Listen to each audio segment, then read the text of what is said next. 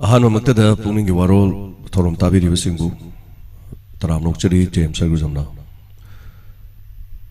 Asigi season Azariba number 9077-2001 se Hangdokchare Loinana number Sida Call to Biduna Dom Nadongi Pukning Warol Fungdopio. Asigi Toromasi Kutsem live YouTube Loinana Facebook Lazariba Diamond TV Amadi ngasigi thoro masida mukahana GTPL TV gi suma cable network ta 981 haiba channel sidasu miyam gi thogol tokjari loinana adom gi pungning gi warol phongdok nainana bagi dama hariba namba sida call to biraga saru gabiu amadi thoro masibu mapung phan binana ba hanana no lukjari ngasigi season azari ba number se hangdok chare amarom da ngasigi hoyalan pau gi khwadi gi maroi ba pau gi manungna State ke lamang halaga aran pata piramata chenaba lot na lerkiba STC fare haiba loina MSU gi advisor ni haiba miyo amasu nongwei ga kona na fare haiba police ki makeri gi fongdor ko afumna asigi amna maroi ba hoyalan paugi pawasi de maroi na ko tawduna fongli aduga indo myanmar ngam khai de sai na riba sing inchin na duna leithuk pi ganu masi waroisin poro haiduna UCM na fongdu ki bawam aduga Anaba corona gidi positive case mari amaronda cancer patient ama rims the operation mai pana pangthu khre haibo wafum maitei amadi mitei ST list chalhana na ba kongjang junction ba lep 3 haiba to kamarang thobi on kachelda is TDCM gi wakat ni fam pham khre haibas so ngasi pungning gi warol thormasi da akhoi gi number season nazari basi number 9077-2001 ni Nama sida gi adom na pungning gi warol thoromasida saru gabiu fongdopiu adom na dong gi pungning gi warol su loina na sigi thoromasigi Facebook live tasu thoromasi sanduk sari chomiam promote link sen birok torong sigi thoromasi ba pung phan biu ho first caller kanana call han ma fangi habadu live fabudi gi mina se duga sigi caller Koran ngajari asigi live for a caller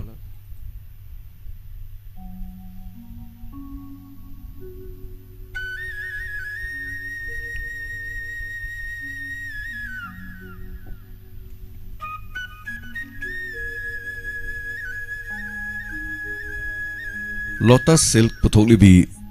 Vijaya Santina nupi singbu paksana thabak piba pamli Mumbai amasung Kolkata da Lotus silk ki pothok yamna demand lei haiba wafam su phongdoli Hello Hello Oh mingalai phonga tapisi Oh tazari mingalai phonga habiu Yang chano usunga thada jani habudo Kainogi langgongi Oh ai matam lep chadri matam lepo kanda do mayam da haijarak ke ko Oh ada hai angan oh ai de yaw jage hai ge taw ba hoi adu hai jage taw ba Sina loy bira bro to bakari happening bale biri lo jage sa thaga chari call si amna konjel yam pikna lai asigi thorom sigi ado han masaru ga biba hanana thaga chari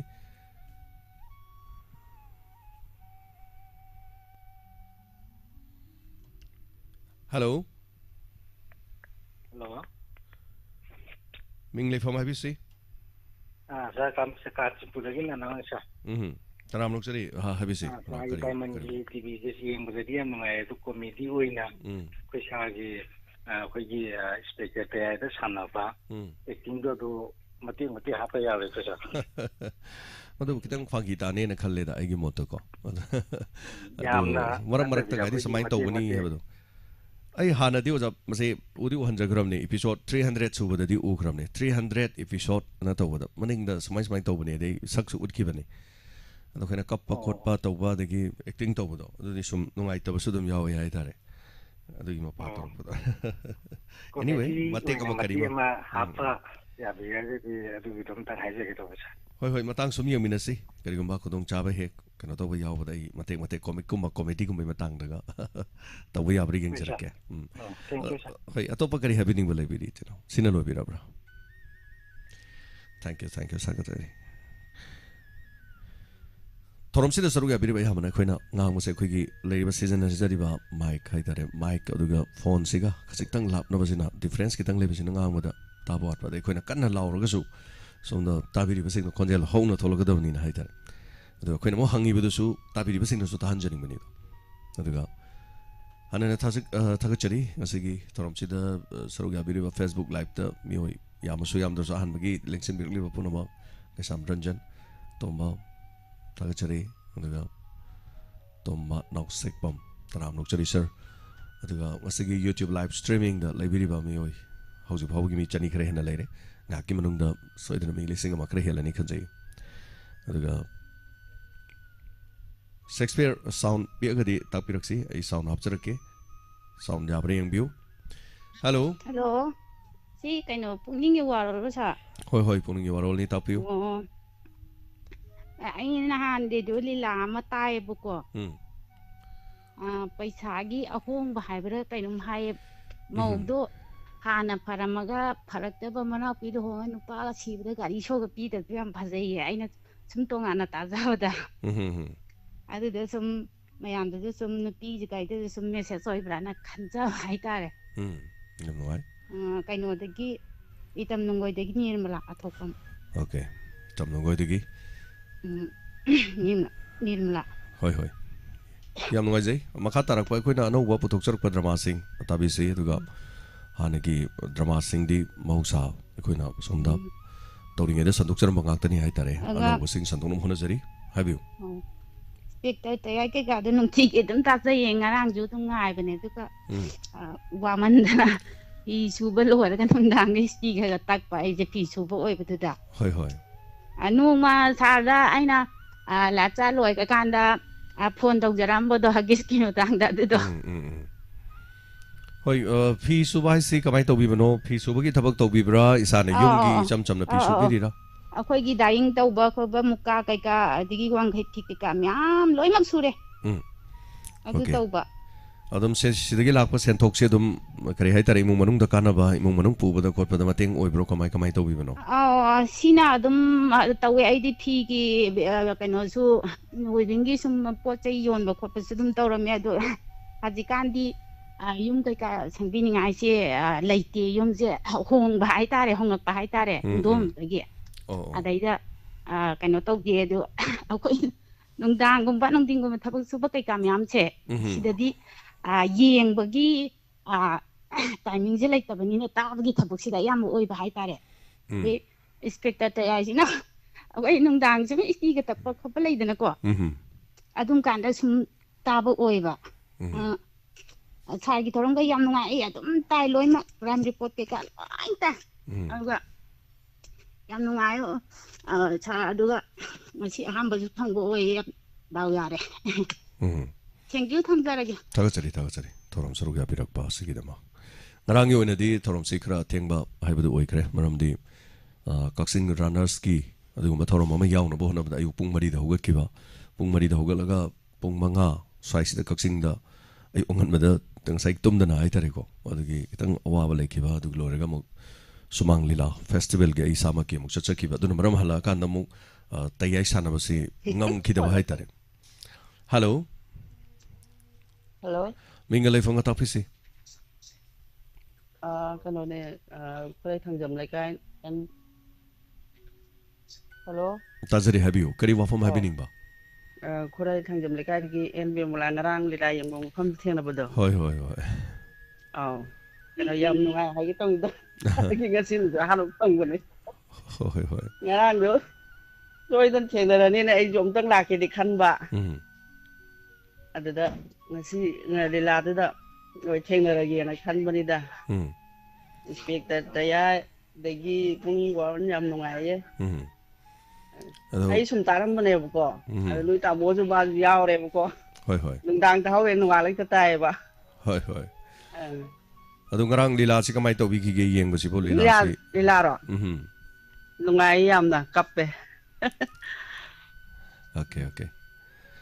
yam nungai jai adu wafam sina loi bira bro tai kari habining ba loi biri ge sum han phang bani na thank you to wo na mu kana tong jara ko thank you thamjarage thagachari surga birak patuga YouTube live streaming aduga Facebook kusem live punamakta leibiribasing hana hana taram nokchari thorom saruga abirakpa singidama kodong chaba hairagadi hojik call si hangdana leiri yes amalai hello hello hello oh tapio mingalai phong habisi oh ai sabom bandaki angobi habiyo kari habiningba nang lila do yam phajaye har second ami se manungda ma joy na tarani hoi thobama lakcharani adu ko bungo ngarang habiyo call se tatkre da call se khona thambana de call se tatkibani ko mu la male hello hello habiyo marak to call se talura male ai mu thalu isana mu thalu ba adagi aina ngarang je aina yang kanna kaino tawdamne call tawdabani thangidreba langon gi lai manai da oles gi home dei non salaga tawdo hoi ai di kape ai di lai gi braba puroi basuni jange yaman da siyawi madu hana mangdong na khangdara maga di ta yaw garam godon hoi yam nu siba ado mona to soro ko thaba khuding makse afaba yam na phajaba yam lemjaba adegi ahal laman ngang di mau lesabi pakhang punamak pagi kari hai tare afaba pokta piba woina yam na nungai ba hai tare hoi ai ngang yam kap khare yam nu si hoi do yam na nang no na jari ba se afaba da woi koi bungo tagachari nang ning ba thungba tapat ba ahen ba da oi ro wa bu di yam na hani adubu sina maya mamang da oi dinna yam na di haijara roi hoi bungo di na ta la ko matam da sina hanin ba kaya do haijara ge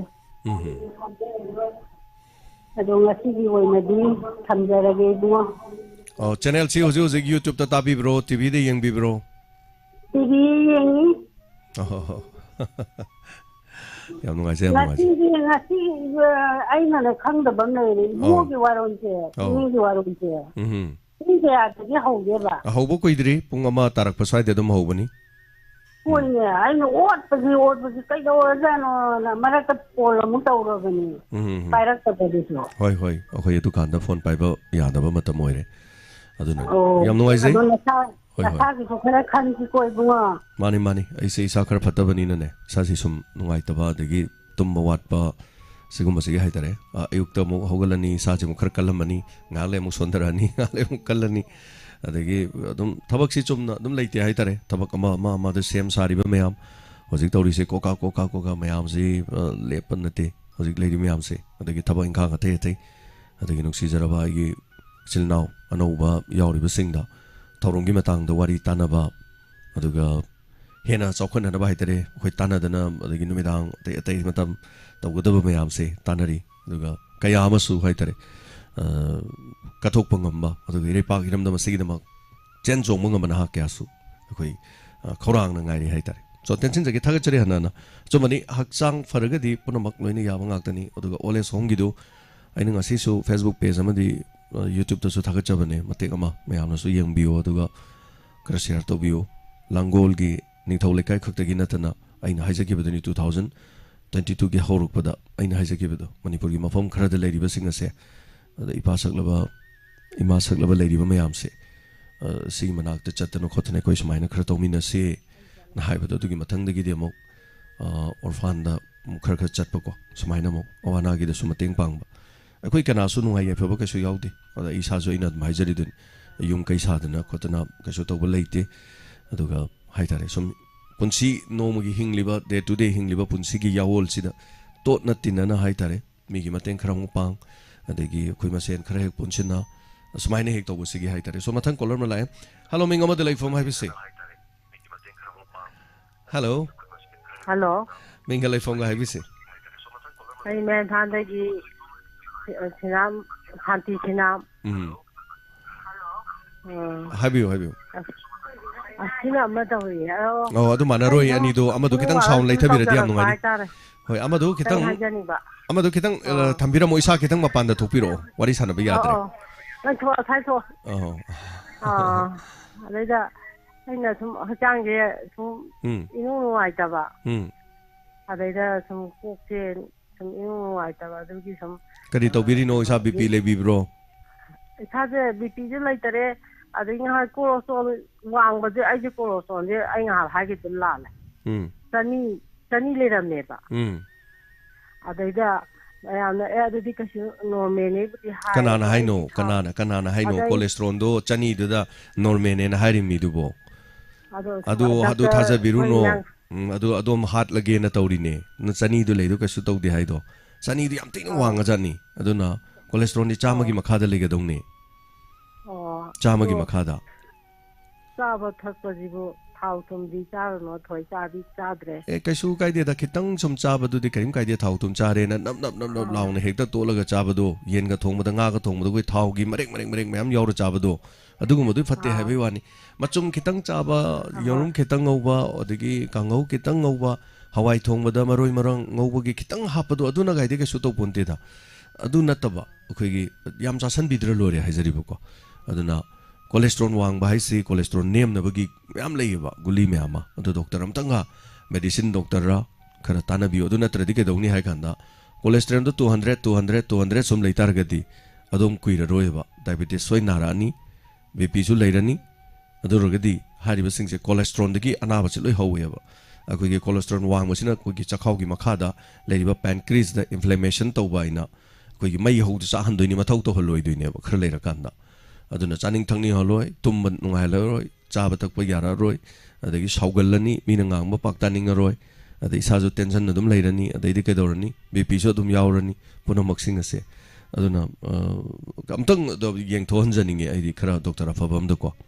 adune afaba sum ko ka ju nuai ta ba ko nuai ti ai do bp ga du yeng thopiu bp se virani bp se silent killer hai ni tumin hat pa hai di bp se kau aduna yam kana so pakhat piruno aduga cholesterol wang badu dina fahan bangami sima da kawbi ganu cholesterol na ba hen ba se fahan bangami chinjak ta kitang ka aga kangsoi nungsoi khara chamba aduga thum khara kakthabiro aduga thau khara du minus to biro sajen haitare ko adu mai sum to biro kan ya bajani ta adu thagachari thorom saru ya birok pai doctor dina te bat adu bo ekoi khang da ba ya da bani aina khangjari ba khara gi chang se ekoi sibok chang se loin khangadam ne maram de ekoi khangdra gadi khoi kamai ngak thok kodino ngak tho di hare mi na thanglang ko es mai thanglang ajai pakthab yai du khang di chak na dun thilasi ne adu maram di khar khang dong ni hai tare khoi loim bakse adu masi gi education ji lege da bani hello ming amade lai phom mai bi se ai tau ye bai morang ngom budagi no ma chem tom bi de bi tapiu kan sa ke no tong nga si se hoi ke no gi ka sa dai gi i ngo ma la ko adu du na ke no na mayan banda sati khonang ni ai na ma lambi sat pa sum uja bane ko ngasi mai I lai thab da adu du gi do sum ai ko sati khonang ga je koi na nga ngi de sum ta jarak pa yamna magul lei ba kai hai ni ko wari do ko thai ni gi ke no nga mari lei na wari oi ta ja ba de lei ram mi go pi bam turi na mong pa dan lam pa ka sati khonang ni ai ga hauri ba pam bi je koi kangu da ga budi amuk chong khala kun hai mathak pi am pa na pung na di chong e ba mana makagi ke no gum ba di adum kangi ba gi mong di dem lei ba ada sum ai gi sum pukning dai wa kan sum phau che ba do kitang sarkar na ga sum mieng kitang chang bi ra ga makong mukut lei dana ko yeng ba da wari oi na lei ba pot ama oi ba du da kitang tawan janing ba gi mo to ai ngon da phau che ba do phong dok char poni da okay yang kui re ta ja ba di radio da gitar ko ho bojina adum tar ga bhalo law ba ngak ta nei di adum pen ba ngak ta oi ba Simadi Hiver Mercament Pinning I lay a table Hosipoda. And the TV channel the lab, something as she punchi a hand win of phone when you have you say Panjari. Hoi. Young Nigere. And I'm thinking like in a Panjari, like one of the Joy, Diamond TV channel, Punam on the support of the Kojum Hygiene, Kubaku, Sherumi. Young Niger doesn't doubt. Young I Hygiene, the young Hamber tried over the Adam. I need to come here to the Panjari Punch. Phone Yam Pangani Hanadi, phone from which I Maro in the Toromsi, radio the Tava Funky the Vanini, my bell sing, Aduga, Tonga phone Yam, that one may massing. Makodi Torom the Tadra Vanina, Mokoi Ponto, which Ankarandagre, Aduga color sing Hitere Yamba, Hosi Tonga Mahana Tadabalam sing the color Yam Yaure, Hybatari. Yamnoise Saruga Biropa, Takachari, Aduga, Equinozo Hizeri to Nicomiamda. Diamond TV say, Manipur Gedum Lava, Masak Mixel Hitare. Mapumo in Equino Luena Manipur, my lady no Puga, the Dinati, Equisu as a part of Sarukama Wena, Hitare, Equino Suto Zeriba Carasida, in Katana Malabaki, one of us, in Kaliba, could tankle Liba Kanglupamani and a Kanbiraganda, may have no support of you. Yamnoise Eduga, Matangi Kolaramada, Kodong Java Mupijari. Nasi Tengbang Birakpa, Marang the Gina. Nahan ay yaw da bagi haitare sila tengmang berak pasu miyam lay si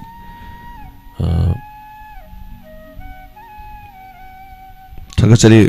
gopesor sarang tem tambal kong dagi ngarang 500 rupees sa mateng pamberi lilaying masulak pipa ngarang ililado okay na tapire. Hello minga madili po mabis. Hello sir ay kanone anita ne hawo matagi. Tapi you. Kani wa fama. Lilayan mai gresa. Thana tap kan kaphala ga kona yumda kaphala halale dana. Oh. Ni sa kanom ta ga ju ai ngarang bi kha marang taw le bakwa. Thana ninjang biang ga ninjang bi no da khande. Ano langwan da oles hom da ko ki October gi sandem da chase ai bado. Adu matam lepti ko. Matam lep sadri ai kitang Anaba mani lady, Sigi Subateng Pang Bagisu, the Sinto Unkige, Haina Kali, Maduga. Anabagin, Anabo Jajans, Oles Homido, Sumyan, White, Pai Magum Bainaqua. I do seeing the being Katangam Zeraketoba. Some noisy, I'm noisy. I do, Hoy, this Neda was ha. When I did that put the Queen side of my Maga, the king of the Sadam, Pulabna, and with the black of my tongue. Adum isana lag but the lambi the lebira masuya, Kogarim the Hapasuya, the Gisagi Gari, the Porokesuya. Oh, Gari Machina Ching Hapadin, I read about. The Gimana Bimang Minabado. Hoi. Majo Hawaii, Krangam Zagan, Harry Epoqua, and the Hadiona. Oh, Sadong Shibok, no, I create Sadang and Kapu Bagi. Rangi Narang lila du kergadum yeng we abza loko mai tok janum hangde thara khoi di kap yeng ba ya ba haje khoi wa khanda di khoi sa gi oi ta khande hau den loi bo yeng nga sile chok ta ha ba ta tang no me ga ka phal la ga yum da han ba da thawai jam ka nuai ta na jum bo dum mang bo nuai gre ngang de oho yam nuai ge dum saroi lai bak phara di corruption ke ka taw na bagi le ga di khang de ko taw da ga di saroi na mai pa ka drang khale corruption ga di leina ponte da yam chum na tori jani koi ke state kala ka ngangi koi sa gi des ram phaja gare hoi lagi hal ima yam phami nei bo khoi jingana ima jing no kapaji ka no ne moi na kapado ubada kok se yeng bong khang da me lila yeng do moi kapado yeng ga do da ya ki kapado khan bada yam no ai sa si ha jai da nga aina kano tampra do hoen chabiro oste ka ta yaida sampra chabai wari yaudra dia roi sampra aseng bagi budi horen adum chajara ge habadi thorom silora ga haitare ai sampra gum haira je khasum sagal le haitare ma thamawen na chini ne chamna changom pula puna puge ta ga jamna ga changom na jum da le ra me hobe be la kun nang hawra roi na oho hoi aduga wa anga ga chum cha thajana ba nai ta bune ba yam nungai tapirok pa aduga sa du kano ji ole som tra da gi do hoi dung kitang waling da hai bira o duga sana tong cha ba chai da lak patan jam da chieng dum ha phol jai den kwa chieng de dum ko ki mayam dukan da lai bani na okay koi founder si sat ka da ban mit aduga athe uda koi mayam da sum khangan jarake ꯃꯐꯝꯗꯨꯗ ꯂꯩꯕꯤꯔꯤꯕ ꯏꯄꯥꯒꯨꯝꯂꯕ ꯍꯥꯏꯇꯥꯔꯦ ꯅꯨꯄꯥ ꯉꯥꯛꯇꯅꯤ ꯅꯨꯄꯤ ꯑꯃꯠꯇ ꯌꯥꯎꯗꯦ ꯍꯧꯖꯤꯛꯀꯤ old age ꯍꯣꯝꯗ ꯑꯣꯖꯥ ꯃꯪꯒꯤꯅ ꯆꯂꯥꯏꯕꯅꯦ ꯃꯪꯒꯤꯒꯤ ꯑꯗ ꯃꯥꯒꯤ ꯂꯧ ꯄꯔꯤ ꯑꯅꯤ ꯑꯍꯨꯝꯒ ꯀꯥꯏꯊꯣꯛꯑꯒ ꯀꯔꯤ ꯍꯥꯏꯇꯥꯔꯦ ꯍꯤꯡꯂꯤꯉꯩ ꯃꯇꯝꯗ ꯃꯤꯑꯣꯏꯕꯒꯤ ꯁꯦꯕꯥ ꯇꯧꯔꯝꯃꯒ ꯁꯤꯔ ꯂꯣꯏꯔꯦ ꯀꯥꯏꯅ ꯈꯟꯕ ꯑꯣꯖꯥ ꯃꯪꯒꯤꯒꯤ ꯋꯥꯈꯜꯂꯣꯟ ꯌꯥꯝ ꯅꯨꯡꯉꯥꯏꯖꯩ ꯑꯗꯨꯒ ꯑꯣꯖꯥ ꯃꯪꯒꯤꯒꯤ ꯃꯥꯅ ꯂꯣꯏ ꯍꯣꯠꯅꯔꯒ ꯂꯣꯏ ꯄꯨꯊꯣꯛꯏꯅꯤ ꯍꯥꯏꯇꯥꯔꯦ ꯑꯗꯣ ꯑꯩꯈꯣꯏꯅ ꯆꯦꯡ ꯕꯦꯒꯇꯨ 10 ꯀꯩꯃꯨꯛ ꯊꯝꯃꯝꯃꯒꯗꯤ ꯃꯣꯏ 12ꯅ ꯆꯥꯕꯗꯗꯤ ꯆꯍꯤ ꯈꯔ ꯍꯦꯟꯅꯗꯤ ꯑꯗꯨꯝ ꯆꯥꯅꯤ ꯈꯜꯂꯦꯕ ꯑꯗꯣ ꯊꯦꯡꯛ ꯌꯨ ꯁꯣ ꯃꯆ ꯊꯥꯒꯠꯆꯔꯤ ꯃꯇꯦꯡ ꯄꯥꯡꯃꯤꯟꯅꯁꯦ ꯑꯗꯨꯒ ꯃꯗꯨ ꯈꯛꯇ ꯅꯠꯇꯦ ꯃꯅꯤꯄꯨꯔꯒꯤ ꯑꯇꯩ ꯃꯐꯝ ꯀꯌꯥꯗꯁꯨ ꯂꯩ ꯍꯥꯏꯇꯥꯔꯦ ꯇꯁꯦꯡꯕꯗꯤ ꯑꯩꯈꯣꯏꯅ ꯉꯝꯖꯕ ꯈꯔ ꯃꯇꯦꯡ ꯄꯥꯡꯕꯗꯨꯗ ꯑꯩꯈꯣꯏꯅ ꯀꯔꯤ ꯍꯥꯏꯅꯤ ꯌꯥꯝꯅ ꯃꯤꯒꯤ ꯇꯧꯕꯤꯕ ꯁꯥꯕ ꯑꯗꯨꯒ ꯃꯤꯉꯣꯟꯗ ꯌꯥꯝꯅ ꯀꯠꯊꯣꯛꯄ ꯁꯥꯕ ꯑꯗꯨ ꯇꯧꯕꯩ ꯋꯥ ꯅꯠꯇꯦ ꯑꯗꯣ ꯍꯥꯏꯅꯤꯡꯕꯁꯨ ꯍꯥꯏꯖꯁꯅꯨ ꯉꯥꯡꯅꯤꯡꯕꯁꯨ ꯉꯥꯡꯖꯁꯅꯨ ꯉꯥꯡꯅꯔꯤꯕ ꯍꯥꯏꯅꯔꯤꯕ ꯃꯤꯁꯤꯡꯅꯗꯤ ꯃꯇꯦꯡ ꯄꯥꯡꯕ ꯌꯥꯎꯔꯛꯇꯧ ꯅꯠꯇꯦ ꯑꯗꯨꯒ ꯑꯩꯈꯣꯏ ꯐꯠꯇꯦꯁꯨ ꯍꯥꯏꯒꯦ ꯍꯥꯏꯖꯁꯅꯨ ꯚꯤꯗꯤꯑꯣ ꯄꯣꯁט ꯇꯧꯒꯦꯁꯨ ꯍꯥꯏꯒꯦ ꯍꯥꯏꯖꯁꯅꯨ ꯐꯣꯇꯣ ꯄꯣꯁט ꯇꯧꯒꯦꯁꯨ ꯍꯥꯏꯒꯦ ꯍꯥꯏꯖꯁꯅꯨ ꯍꯥꯏꯔꯤꯕ ꯃꯤꯗꯨꯗꯤ ꯃꯇꯦꯡ ꯁꯨꯡꯄꯥꯡ ꯄꯥꯡꯕ ꯌꯥꯎꯔꯛꯑꯣꯏꯕ ꯃꯥꯗꯤ ꯃꯤꯋꯥ ꯇꯥꯔꯤꯕ ꯑꯩꯈꯣꯏꯗꯤ ꯑꯗꯨꯝ ꯃꯇꯦꯡ ꯄꯥꯡꯉ ꯂꯣꯏꯔꯦ ꯍꯥꯏꯇꯥꯔꯦ ꯑꯗꯨꯅ ꯑꯣꯏꯅꯤꯡꯕ ꯑꯣꯏꯁꯅꯨ ꯁꯣꯏꯗꯅ ꯑꯩꯈꯣꯏ ꯃꯌꯥꯝ ꯋꯥꯈꯜꯂꯣꯟ ꯃꯥꯟꯅꯕꯉꯩꯀꯣ ꯑꯗꯨꯝ ꯇꯧꯃꯤꯟꯅꯁꯦ ꯑꯗꯨ ꯄꯥꯡꯕ ꯉꯝꯗꯕ ꯆꯠꯅꯤꯡꯕꯁꯨ ꯑꯗꯨꯝ ꯌꯥꯎꯔꯝꯒꯅꯤ ꯑꯗꯨ ꯁꯞꯄꯣꯔꯠ ꯇꯧꯕꯤꯔ ꯂꯣꯏꯔꯦ ꯋꯥꯍꯩꯅ ꯌꯥꯝꯅ ꯅꯨꯡꯉꯥꯏꯖꯩꯅ ꯍꯥꯏꯔ ꯂꯣꯏꯔꯦ ꯍꯜꯂꯣ ꯃꯤꯡ ꯑꯃꯗꯤ ꯂꯩꯐꯝ ꯍꯥꯏꯕꯁꯤ ꯁꯥꯔ ꯑꯩ ꯂꯝꯁꯥꯡ ꯑꯋꯥꯡ ꯂꯩꯀꯥꯏꯗꯒꯤ ꯁꯥꯔ ꯃꯤꯡ ꯍꯥꯏꯕꯤꯁꯦ ꯑꯣ ꯑꯩꯅ ꯊꯝꯖꯅꯤꯡꯕꯗꯤ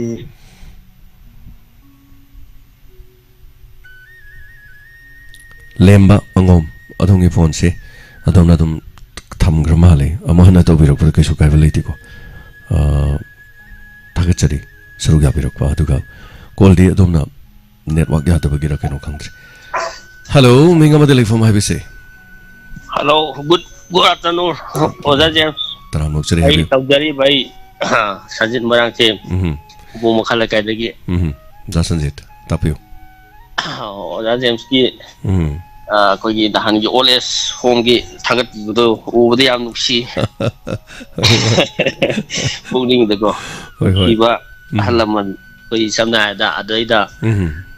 ꯃꯆꯥ ꯃꯃꯧ ꯂꯩꯕ ꯌꯥꯎꯔꯤꯑꯕ ꯃꯆꯥ ꯃꯃꯧꯗꯨꯅ ꯑꯩꯈꯣꯏꯒꯤ ꯊꯕꯛ ꯑꯣꯐꯤꯁ ꯆꯠꯄ ꯈꯣꯠꯄ ꯑꯗ ꯉꯁꯥꯏꯒꯤ ꯄꯥꯕꯨꯡ ꯑꯩꯈꯣꯏ ꯁꯦꯟꯅꯕꯁꯦ ꯋꯥꯔꯦ ꯃꯇꯝ ꯈꯔ ꯑꯣꯜ ꯑꯦꯖ ꯍꯣꯝ ꯂꯩꯕꯤꯌꯨ ꯍꯥꯏꯗꯅ ꯂꯩꯍꯟꯕ ꯑꯍꯟꯁꯤꯡꯐꯥꯎ ꯌꯥꯎꯔꯤꯑꯕ ꯁꯤꯕꯨ ꯑꯩꯈꯣꯏꯒꯤ ꯁꯝꯅ ꯍꯥꯏꯔꯕꯗ ꯃꯆꯥꯁꯤꯡꯗꯨꯅ ꯑꯉꯥꯡ ꯑꯣꯏꯔꯤꯉꯩ ꯃꯇꯝꯗ ꯃꯄꯥꯗꯨꯅ ꯃꯊꯤ ꯃꯌꯨꯡ ꯇꯩꯗꯅ ꯌꯣꯛꯂꯛꯄ ꯑꯍꯜ ꯑꯣꯏꯔꯀꯥꯟꯗ ꯃꯣꯏꯗ ꯑꯃꯨꯛ ꯅꯤꯡꯉꯥꯏ ꯅꯥꯎꯊꯤ ꯁꯥꯖꯒꯗꯧꯕ ꯃꯇꯝꯗꯨꯗ ꯄꯥꯕꯨꯡ ꯑꯩꯈꯣꯏ ꯊꯕꯛ ꯆꯤꯜꯂꯦ ꯑꯣꯜ ꯑꯦꯖ ꯍꯣꯝꯗ ꯃꯇꯝ ꯈꯔ ꯂꯩꯕꯤꯌꯨ ꯍꯥꯏ ꯇꯥꯕꯗ ꯌꯥꯝ ꯅꯨꯡꯉꯥꯏ ꯍꯥꯏꯇꯥꯔꯦ ꯁꯦꯡꯕꯅꯤ ꯑꯣꯖꯥ ꯁꯟꯖꯤꯠ ꯑꯗꯣ ꯑꯣꯖꯥ ꯁꯟꯖꯤꯠꯇꯤ ꯅꯍꯥꯟ ꯃꯐꯝꯗꯨꯗ ꯆꯥꯃꯤꯟ ꯊꯛꯃꯤꯟꯅꯗꯅ ꯑꯍꯟꯁꯤꯡꯗꯨꯒ ꯍꯥꯏꯇꯥꯔꯦꯅꯦꯀꯣ ꯍꯣꯏ ꯑꯣꯖꯥ ꯁꯟꯖꯤꯠꯇꯤ ꯑꯣꯜꯔꯦꯗꯤ ꯃꯐꯝꯗꯨꯗ ꯇꯧ ꯂꯩꯔꯝꯃꯕꯅꯤ ꯑꯦꯅꯤꯋꯦ ꯌꯥꯝ ꯅꯨꯡꯉꯥꯏ ꯑꯣꯖꯥ ꯁꯟꯖꯤꯠꯅ ꯃꯐꯝꯗꯨꯗ ꯁꯨꯃꯥꯏꯅ ꯁꯤꯟꯒꯅꯦꯅ ꯍꯧꯗꯣꯔꯛꯄꯗꯨꯗꯒꯤ ꯑꯩꯁꯨ ꯑꯣꯜ ꯑꯦꯖ ꯍꯣꯝ ꯂꯩꯔꯤ ꯃꯌꯥꯝꯁꯨ ꯂꯣꯏ ꯀꯥꯟꯊꯣꯛꯑꯒ ꯑꯗꯨꯗ ꯍꯟ ꯆꯠꯂꯤꯅꯤ ꯍꯥꯏꯇꯥꯔꯦ ꯍꯣꯏ ꯁꯝꯅ ꯍꯥꯏꯔꯕꯗ ꯑꯣꯖꯥ ꯃꯅꯤꯄꯨꯔ ꯄꯤꯛꯆꯔ ꯐꯤꯂꯝꯒꯤ ꯃꯇꯝ ꯃꯅꯤꯄꯨꯔꯗꯒꯤ ꯍꯧꯖꯤꯛ ꯐꯥꯎꯕꯗ ꯑꯩꯈꯣꯏꯒꯤ ꯌꯥꯏꯐ ꯊꯧꯅꯤ ꯊꯧꯔꯝ ꯍꯥꯏꯗꯅ ꯃꯍꯧꯔꯠꯀ ꯍꯥꯏꯅꯕ ꯃꯌꯥꯝꯒꯤ ꯂꯣꯟꯗꯀꯣ ꯁꯤꯒꯤ ꯄꯣꯠꯁꯦ ꯁꯤꯒꯨꯝꯕ ꯃꯐꯝ ꯑꯗꯒꯤꯗꯤ ꯑꯩꯈꯣꯏꯒꯤ ꯆꯤꯜꯗ꯭ꯔꯦꯟ ꯍꯣꯝꯒꯨꯝꯕ ꯑꯗꯩ ꯃꯐꯝ ꯍꯥꯏꯕꯗꯤ ꯁꯤꯒꯨꯝꯕꯁꯤꯗ ꯇꯧꯔꯀꯥꯟꯗ ꯍꯦꯔꯣ ꯍꯦꯔꯣꯅꯤ ꯑꯗꯩꯗꯤ ꯐꯤꯂꯝꯗ ꯃꯤꯌꯥꯝꯅ ꯎꯔꯤꯕ ꯃꯤꯌꯥꯝꯁꯤꯅ ꯃꯣꯏꯒꯤ ꯃꯔꯛꯇꯒ ꯆꯪꯉꯀꯥꯟꯗ ꯃꯣꯏꯗꯒ ꯈꯨꯔꯨꯝꯖꯕ ꯃꯣꯏꯒ ꯂꯣꯏꯅꯕ ꯃꯣꯏꯒ ꯆꯥꯛ ꯏꯁꯤꯡ ಚಾಮಿನꯕ ꯃꯇꯝꯗꯨꯗ ꯃꯣꯏꯒꯤ ꯊꯃꯣꯏꯗꯣ ꯃꯣꯏꯅ ꯌꯥꯝ ꯅꯨꯡꯉꯥꯏꯖꯕꯗꯣ ꯑꯗꯨꯅ ꯃꯗꯨꯗꯨꯒꯤ ꯃꯍꯩꯗꯣ ꯄꯥꯝꯖꯕ ꯑꯗꯒꯤ ꯃꯣꯏꯅꯒ ꯊꯃꯣꯏ ꯁꯦꯡꯅ ꯃꯥꯏ ꯄꯥꯛꯆꯔꯣꯒ ꯍꯥꯏꯅ ꯄꯤꯕ ꯕꯣꯔꯁꯤ ꯂꯦꯝꯅ ꯃꯥꯡꯒꯗꯧ ꯃꯥꯟꯗꯕ ꯍꯥꯏꯇꯥꯔꯦ ꯑꯗꯨꯗ ꯁꯨꯝ ꯇꯧꯖꯕꯅꯤ ꯊꯥꯒꯠꯆꯔꯤ ꯌꯥꯝ ꯅꯨꯡꯉꯥꯏꯖꯔꯦ ꯁꯤꯒꯤ ꯅꯪ ꯊꯝꯖꯒꯦ ꯊꯦꯡꯛ ꯌꯨ ꯑꯣꯖꯥ ꯃꯇꯝ ꯄꯨꯝꯅꯃꯛꯇ ꯃꯥꯏ ꯄꯥꯛꯄ ꯑꯣꯏꯕꯤꯌꯨ ꯊꯦꯡꯛ ꯌꯨ ꯑꯣꯖꯥ ꯁꯟꯖꯤꯠ ꯊꯥꯒꯠꯆꯔꯤ ꯍꯟꯅ ꯑꯩꯈꯣꯏꯒꯤ ꯏꯔꯛꯇ ꯃꯈꯣꯏꯁꯨ ꯌꯥꯎꯔꯤ ꯍꯥꯏꯕ ꯍꯥꯏꯇꯥꯔꯦꯅꯦ ꯉꯁꯥꯏꯒꯤ ꯃꯆꯥ ꯃꯁꯨꯁꯤꯡꯗꯨꯅ ꯐꯥꯎꯕꯗ ꯊꯕꯛ ꯆꯠꯄꯒ ꯐꯔꯛ ꯇꯥꯔꯦ ꯀꯥꯏꯅ ꯍꯥꯏꯔꯒ ꯊꯝꯕꯤꯔꯦꯒꯅ ꯍꯥꯏꯕꯁꯦ ꯑꯩꯅꯁꯨ ꯏꯟꯁꯄꯦꯛꯇꯔ ꯇꯤꯌꯥꯏꯒꯤ ꯁꯔꯨꯛꯇ ꯍꯥꯞꯈꯤꯗꯅ ꯑꯗꯨꯃꯥꯏꯅ ꯇꯧꯗꯅ ꯃꯃꯥꯗꯨ ꯆꯦꯜꯂꯛꯑꯒ ꯑꯩꯈꯣꯏꯒꯤ ꯂꯝꯕꯤꯗ ꯊꯦꯡꯅꯕꯁꯦ ꯙ꯭ꯔꯨꯕꯒ ꯏꯇꯣꯒ ꯊꯦꯡꯅꯈꯤꯕꯒꯤ ꯇꯥꯡꯀꯛ ꯑꯃ ꯂꯩꯕꯅꯦ ꯍꯥꯏꯖꯔꯤꯕ ꯑꯃ ꯑꯣꯏꯔꯦ ꯏꯟꯊꯣꯛꯄꯤꯔꯕꯁꯤꯡ ꯑꯗꯨꯒꯤ ꯃꯅꯥꯛꯇ ꯑꯩꯈꯣꯏꯅ ꯆꯪꯁꯤꯜꯂꯒ ꯃꯈꯣꯏꯒ ꯀꯔꯤꯒꯨꯝꯕ ꯊꯧꯔꯝ ꯑꯃ ꯄꯥꯡꯊꯣꯛꯑꯒꯗꯤ ꯑꯩꯈꯣꯏꯒꯤ ꯏꯔꯛꯇꯨꯗ ꯃꯣꯏ ꯌꯥꯎꯔꯤꯅ ꯅꯠꯇ꯭ꯔꯒꯗꯤ ꯃꯈꯣꯏꯁꯨ ꯍꯦꯟꯗꯣꯛꯄꯣꯟꯇꯦꯕ ꯑꯗꯨ ꯀꯥꯗꯨꯗꯒꯤ ꯑꯗꯨꯝ sak manaba ahum mari manga taruk tere tu ngasi ge mugeng horen ge mugeng hayeng ge mugeng chap manaba da sum aku ibada mingsel khajalaga thamaga mingsel dugi mayai du da haitare khajali badugi mayai da ai thanda leraga ai ngak tagi sak sum uro leibado tanjal leiden adu kerole kai samas marup mapang odagi sak maming na ra migi marak taga tin magi nungai ba sodum leibane hello minga madi leifam habisi hello call thamikre anana thagachari ngate maria ngarang lila yamna fazai kapsu yamna kape na ta phirok pa lila gi feedback lak pa yam nungai jari se koina tokna yam lak ring ngarang hing chupa pa ba loi banai de mayamna pibirok pa feedback mayam adu maroina nuksi bidana ekhoi yawi aduga ekhoi gi party ni gana yeng bala pi ba leng marup mapang sing hai sumang lila gi audience ngarang gi audience sidi mamang da udri ba aduga mafam sida lila yeng ba thoina lak tri ba mi ngaktana ayam batawi hai aina ka faraga gari da tongolon ticket ka loi ka aga aina fara porok budi nate hongnaru ba leitana mi ham puno mangna lakhibani hai tare get tang haktang lila horom dai da ilep chakhi nak ina bada kong na ngam de hai tare aduga lakpi ki besengi manung da su aina ti ka hodra ba ai budi khangbe ba aduga aina amaga magwari sana ringa da ka hodra ba da gi as ai chau thu ina khan ba yoram ba su yai mi ba se adugu ma yaw kiba man ba yaw su me am nga piu haidana mi yam kiba na ne na haijigi hello me ngamadi life from haibise thagachare hanana masigi caller 50 se ho mari rak sure call to biba aduga paikhala ga thamme adu anyway haita ba yoram ba yai aduga matangi caller da kodong chabang pijari gitarani thiam ngarang lela gi matek amata kanam tana thagabi rak trwale adu anyway gitarani ngarang gi matek se aiso aisana de lela yaw leram ne agi di namdre adu lela yeng bala pusing na nambadi myam yawi group ta di am thagat nei gi matek khradi ngarang gi sa adu yeng ba soidana phanga pe adu ma haji gi gitar hello sa ya ro ga gi kuman tem ji jaban ta fiu kari habani fargi konji ta da bu kuire ga nam to pa sa Hai jaban na duma radio da ta da bagi wani ai gi thabak ti dum lepte chamana na dum tv channel da amadi youtube ta khosem live ta facebook live ta ai dumak leijai na duma haijagi ko tapiu makha kari happening ba sa radio to ta ba phangme ai gi amadi samar ja hai wi re ba ado radio ta dum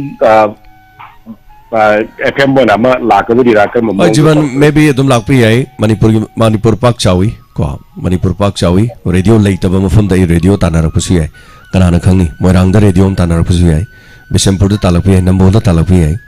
radio leita ba mafam da talak pusi ai hajari ba aduga thorum santuk bagi di kesu kai ba leite da imphal gi santuk pa thorum do maya imphal du oga maya imphal na madu muk transmit tawra kan de ko sai de ta phangin amore matangi matungina jiban lakko isnu haujumaki de haibung amdri adubu how about madam ji 24 hour dum sando pura live to hauzik pung ayuki pung mapan dagina ahingi pung ani phawba de dum thorom ji sandok sei thorom si da offline haiba ma online haiba ma ani sui aduna youtube ta di akoi pung tara hai tare tara mapan makhai tara sai gi sandok raga tv channel da di mapan dagi santui mapan dagi english movie ma ahan bada ayukta english movie de dum hawi wari bo basmaina aduga akhoi thorom se radio akhoi gi sandok chari ba youtube gi thorom se loi rakanda akhoi gi manipuri album sing film isai sing mi thok pada hai tare tv channel da dum thai aduga hari ba se mo sina mo youtube to mo thade samai to dun makhan khara le aduna ne khona channel sigi offline amadi online hai makhan ani rom lai adu khare he na hai tare sina mai pakla ga di khoi diamond plus hai dina mo ama mo hapchal kani channel amaga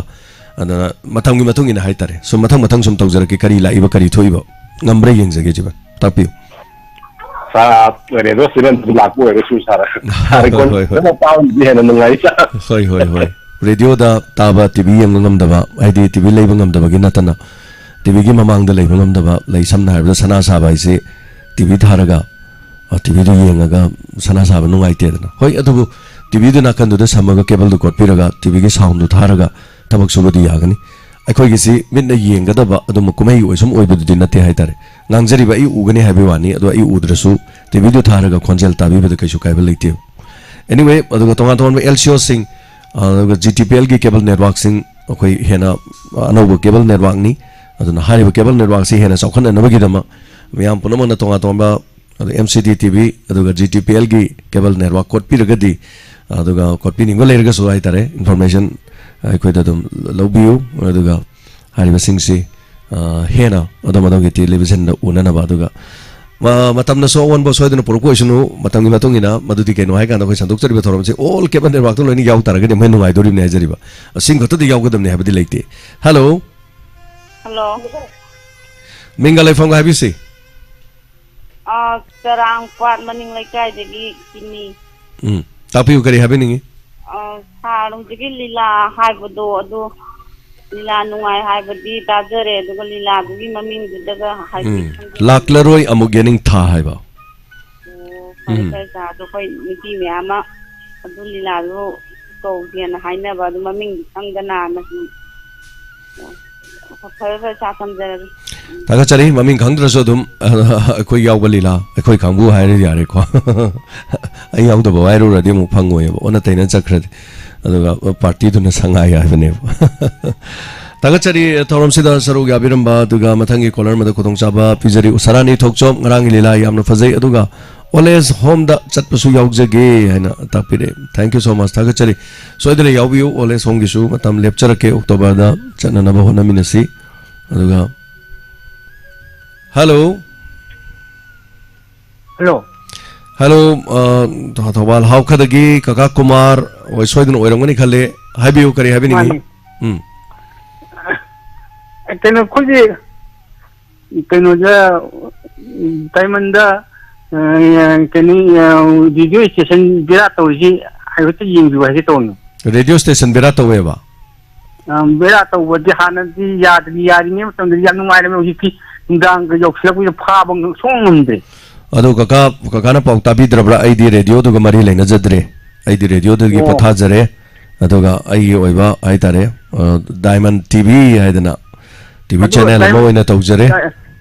radio on the one bidre ba radio du ga de ai ga mari leina jadre no ji no ko sikar mo ko no kan ba country ji ko no mai no khali ko ki mayang mandi thagachari chama nei kaisho leite kaka punchigi tangak ki khongthang ni hai tare ko aduna karim to wabirunu radio da sodum lakpi ai ko aduna matam khara ngai minasi adum yengminasi kari to bai ai habadu khoi yengjari hona jarake phanam yadra jo hai tare ne ko sidagi kadai da noma awang chingdo lam da leiraga channel ma hanga la tharak pare so khangpon tri mathangi caller mada khudong chaba pijari hello ai kaksing dai ni kaksing dagi laim peng dagi saki tapiu kari wafam habining ba ngarang che lila du ngai basi amuk tumi makeup thulu kanang sanam de pung baro ba kan ngai jiram me ko hoi ngarang ni khara theng gre khona su theng gane na hana law thuk chabani ai thabak sa thuk pani na hoi adu ba kesu wabiru no ekta live ta hudur ko su nonga lage dum yarung gani hai tare hoi adu budi te makha do taning man sum yenging bada taning bada da hoi sai ngai min lila du nan ma khai di taru da ban ko ta hau dai di ngai ngam da ba hai dora saji wari do matang khangning bagi ba ngai ba mi ka ong tholai la am de mi ka am tholai la am de adai di ai hayeng gi da hai da khala lai de adai gi amu mi ka thol kan mu la mi yeng de ya de amu yeng adai di wari yam nung si ba hai ta nung si ba da wari si aduna lila si thang sum ta gi da ko ta ning mu nei gan da dai si ngang si theng su ngai gi khala ngai ram ba ni dai yeng budana sai ta baduna sai sum mitutu nung ka gum ta mina wai do me man ta haudra ba adada asi butin nung sin taraga pajana wai oi taraga wari do mathong maram khangoi do sarpudi nongala ga pajana dum tabi be yai da yai adu ya ba sum taning budu aduna tawdi ba adui ngai maga lakna theng kan lakki badida uiraga sum tabadu da se haning da mi do ko sigra ba ninga mani adagi bet no mo hero malam ni hero dum bet mal tum bada to angang ori da simana chak se kano to bana ꯆꯥꯛꯇꯨ ꯈꯤꯇꯪ ꯊꯦꯡꯕꯗ ꯍꯥꯏꯇꯥꯔꯦ ꯁꯨꯝ ꯉꯥꯏꯕꯗ ꯆꯥꯔꯒꯗꯤ ꯇꯨꯝꯒꯦ ꯈꯟꯈꯤꯕꯗꯗꯤ ꯇꯨꯝꯊꯣꯛꯈ꯭ꯔꯀꯥꯟꯗ ꯑꯩ ꯆꯥꯈ꯭ꯔꯕ ꯆꯥꯗꯕ꯭ꯔꯥ ꯈꯪꯗꯕ ꯑꯃ ꯂꯩꯗꯥꯏ ꯊꯥꯒꯠꯆꯔꯤ ꯌꯥꯝ ꯅꯨꯡꯉꯥꯏꯖꯩ ꯑꯗꯨꯕꯨ ꯊꯦꯡꯉꯁꯨ ꯊꯦꯡꯅ ꯑꯩꯈꯣꯏ ꯁꯟꯗꯣꯛꯆꯈꯤ ꯑꯗꯨꯒ ꯃꯌꯥꯝꯅ ꯅꯨꯡꯁꯤꯕꯤꯕ ꯑꯗꯨꯒ ꯂꯥꯛꯇ꯭ꯔꯦ ꯍꯥꯏꯕꯒꯤ ꯋꯥꯕꯤꯕꯗꯣ ꯍꯥꯏꯇꯥꯔꯦ ꯁꯣ ꯊꯦꯡꯛ ꯌꯨ ꯁꯣ ꯃꯆ ꯊꯥꯒꯠꯆꯔꯤ ꯏꯟꯁꯄꯦꯛꯇꯔ ꯇꯌꯥꯏꯕꯨ ꯅꯨꯡꯁꯤꯕꯤꯕ ꯑꯗꯨꯒ ꯁꯣꯏꯗꯅ ngasi so dumak tabiu anu kariguma matamda haitare aduga lefaningdadana khoju thengaju thengna thorom se tawjakibani ngarang se aduna thagachari mathangi caller manaw khachage hello ming amade laifam haibiu hello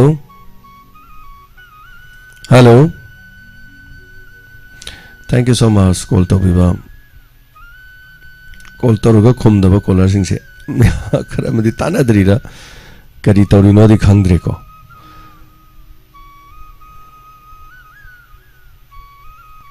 hello mingalai from IBC hello can busy mai bam ni sa te kon ni sangarang ja ai sa kan lilai ba la eba ado ai la kom to me ticket to le am dre do free de sum tanga ga yeng do liet pa ga yeng ya kumang jam sawang wa do sa lilai ni tanga ko da ha magi moi mo phata bi do ga mai ke wari chabe do ha ma sin di khang de ba di yeng yem sa adai na sa je ai le bi no yeng do isei music ki instrument ni le na me ba ada am tang di ko ga ko ge nai na sa gi lila ge kumang du so we na ta lila ge le pa ga yeng no khang do sum na sa le na lilai tang dong ge do ai je ha khang si lang go ne ba sa ada sa tholak pi to we dai dai na ha ke ti sa ke ro ko duwari du sana budi phangogdre ado lila jengana sa yam tina noai aina pabjaba koi joker koi gi comedian koi gi sujit to adu mamangi sa gi thamoi gi makhon di yaudam ne ba sujit thamoi gi makhon da sujit adum yawe ko na ma yaudabane aduna adumna festival da sujit na kumbane adu sujit na best comedian tari ni ko adumna khangogda sujit la ama kanu do sujit joker koi gi tingling khomage makhon yam thaba do aduna kai ning ko gi sa aduna kanta koi o kanta adu sujitina khoi gi da thongoi makhon da hoi mahut chelakpani aduna mahut chelakpani haba ahan madi sujit na kumamane ba ko adu yam phe adu hero thaba ama ngang kanu ngang doctor ga thaba do adu ju thagi la pati ji loi phaje be yeng yam ngai ba hai ta le la jam phaje ba mok paga adi la samu phaja na kape hona ta lila do yam thi phaje do ai di wakhan da di sa be kanu to bo je jan oceanu kai na mamang ta gi da mai na adu do hai ge do ne adu ai sa ngang ko wari chana phung da du kitang ngai kaisu kai de do mathang leiri adu mi yam tan chana da bani hai tare adu aina lila sanenge du zain pham lenge du mayam kong naro wari sabe ya de adu su ma ko to nge du su lila tholo pu mi ga wari sana be ya de adu ma tu su ko khar lei adu na so thaga chari la piram ba do yam nungai jai matung da su khoi lila lei na hajar pu da khoi na la haning ba hai tare maroi na festival sings di am la haning e adu festival na ta su adu gi hol du da lila si yam dar ba da dum khoi lila dum tare ni pal dum sana rakani ngarang nge ngau du sing su dum yeng na ba gi khudong cha ba so idana la kani adu ga lila si gi su laibuk fadana kariguma to hentana bada haitare first taraba second taraba aduragadi haitare amuk first taradi mathangi haidokpu numita madu thangnaba numita haitare lila dum sana leba aduguma tanja sa lakani haitare tension jage amore thank you so much ngarang lakpi ba punama kaduga support to bi ba punama tombina mera pamna sangarangi lila do phajai haina wahai khakna haibi yam pamui mayam dudi mayam su aroibani lep laga yeng basu khe yauna khi na tapi ngarangi ticket loi thoki ngarangi so record amani haitare aduga mi lakpi gi mayam panamok to yamba diamond tv gi fan haitare aduga khoi bunung sibi ba khoi bu support to bi kibana khwai digi masing yam khi hana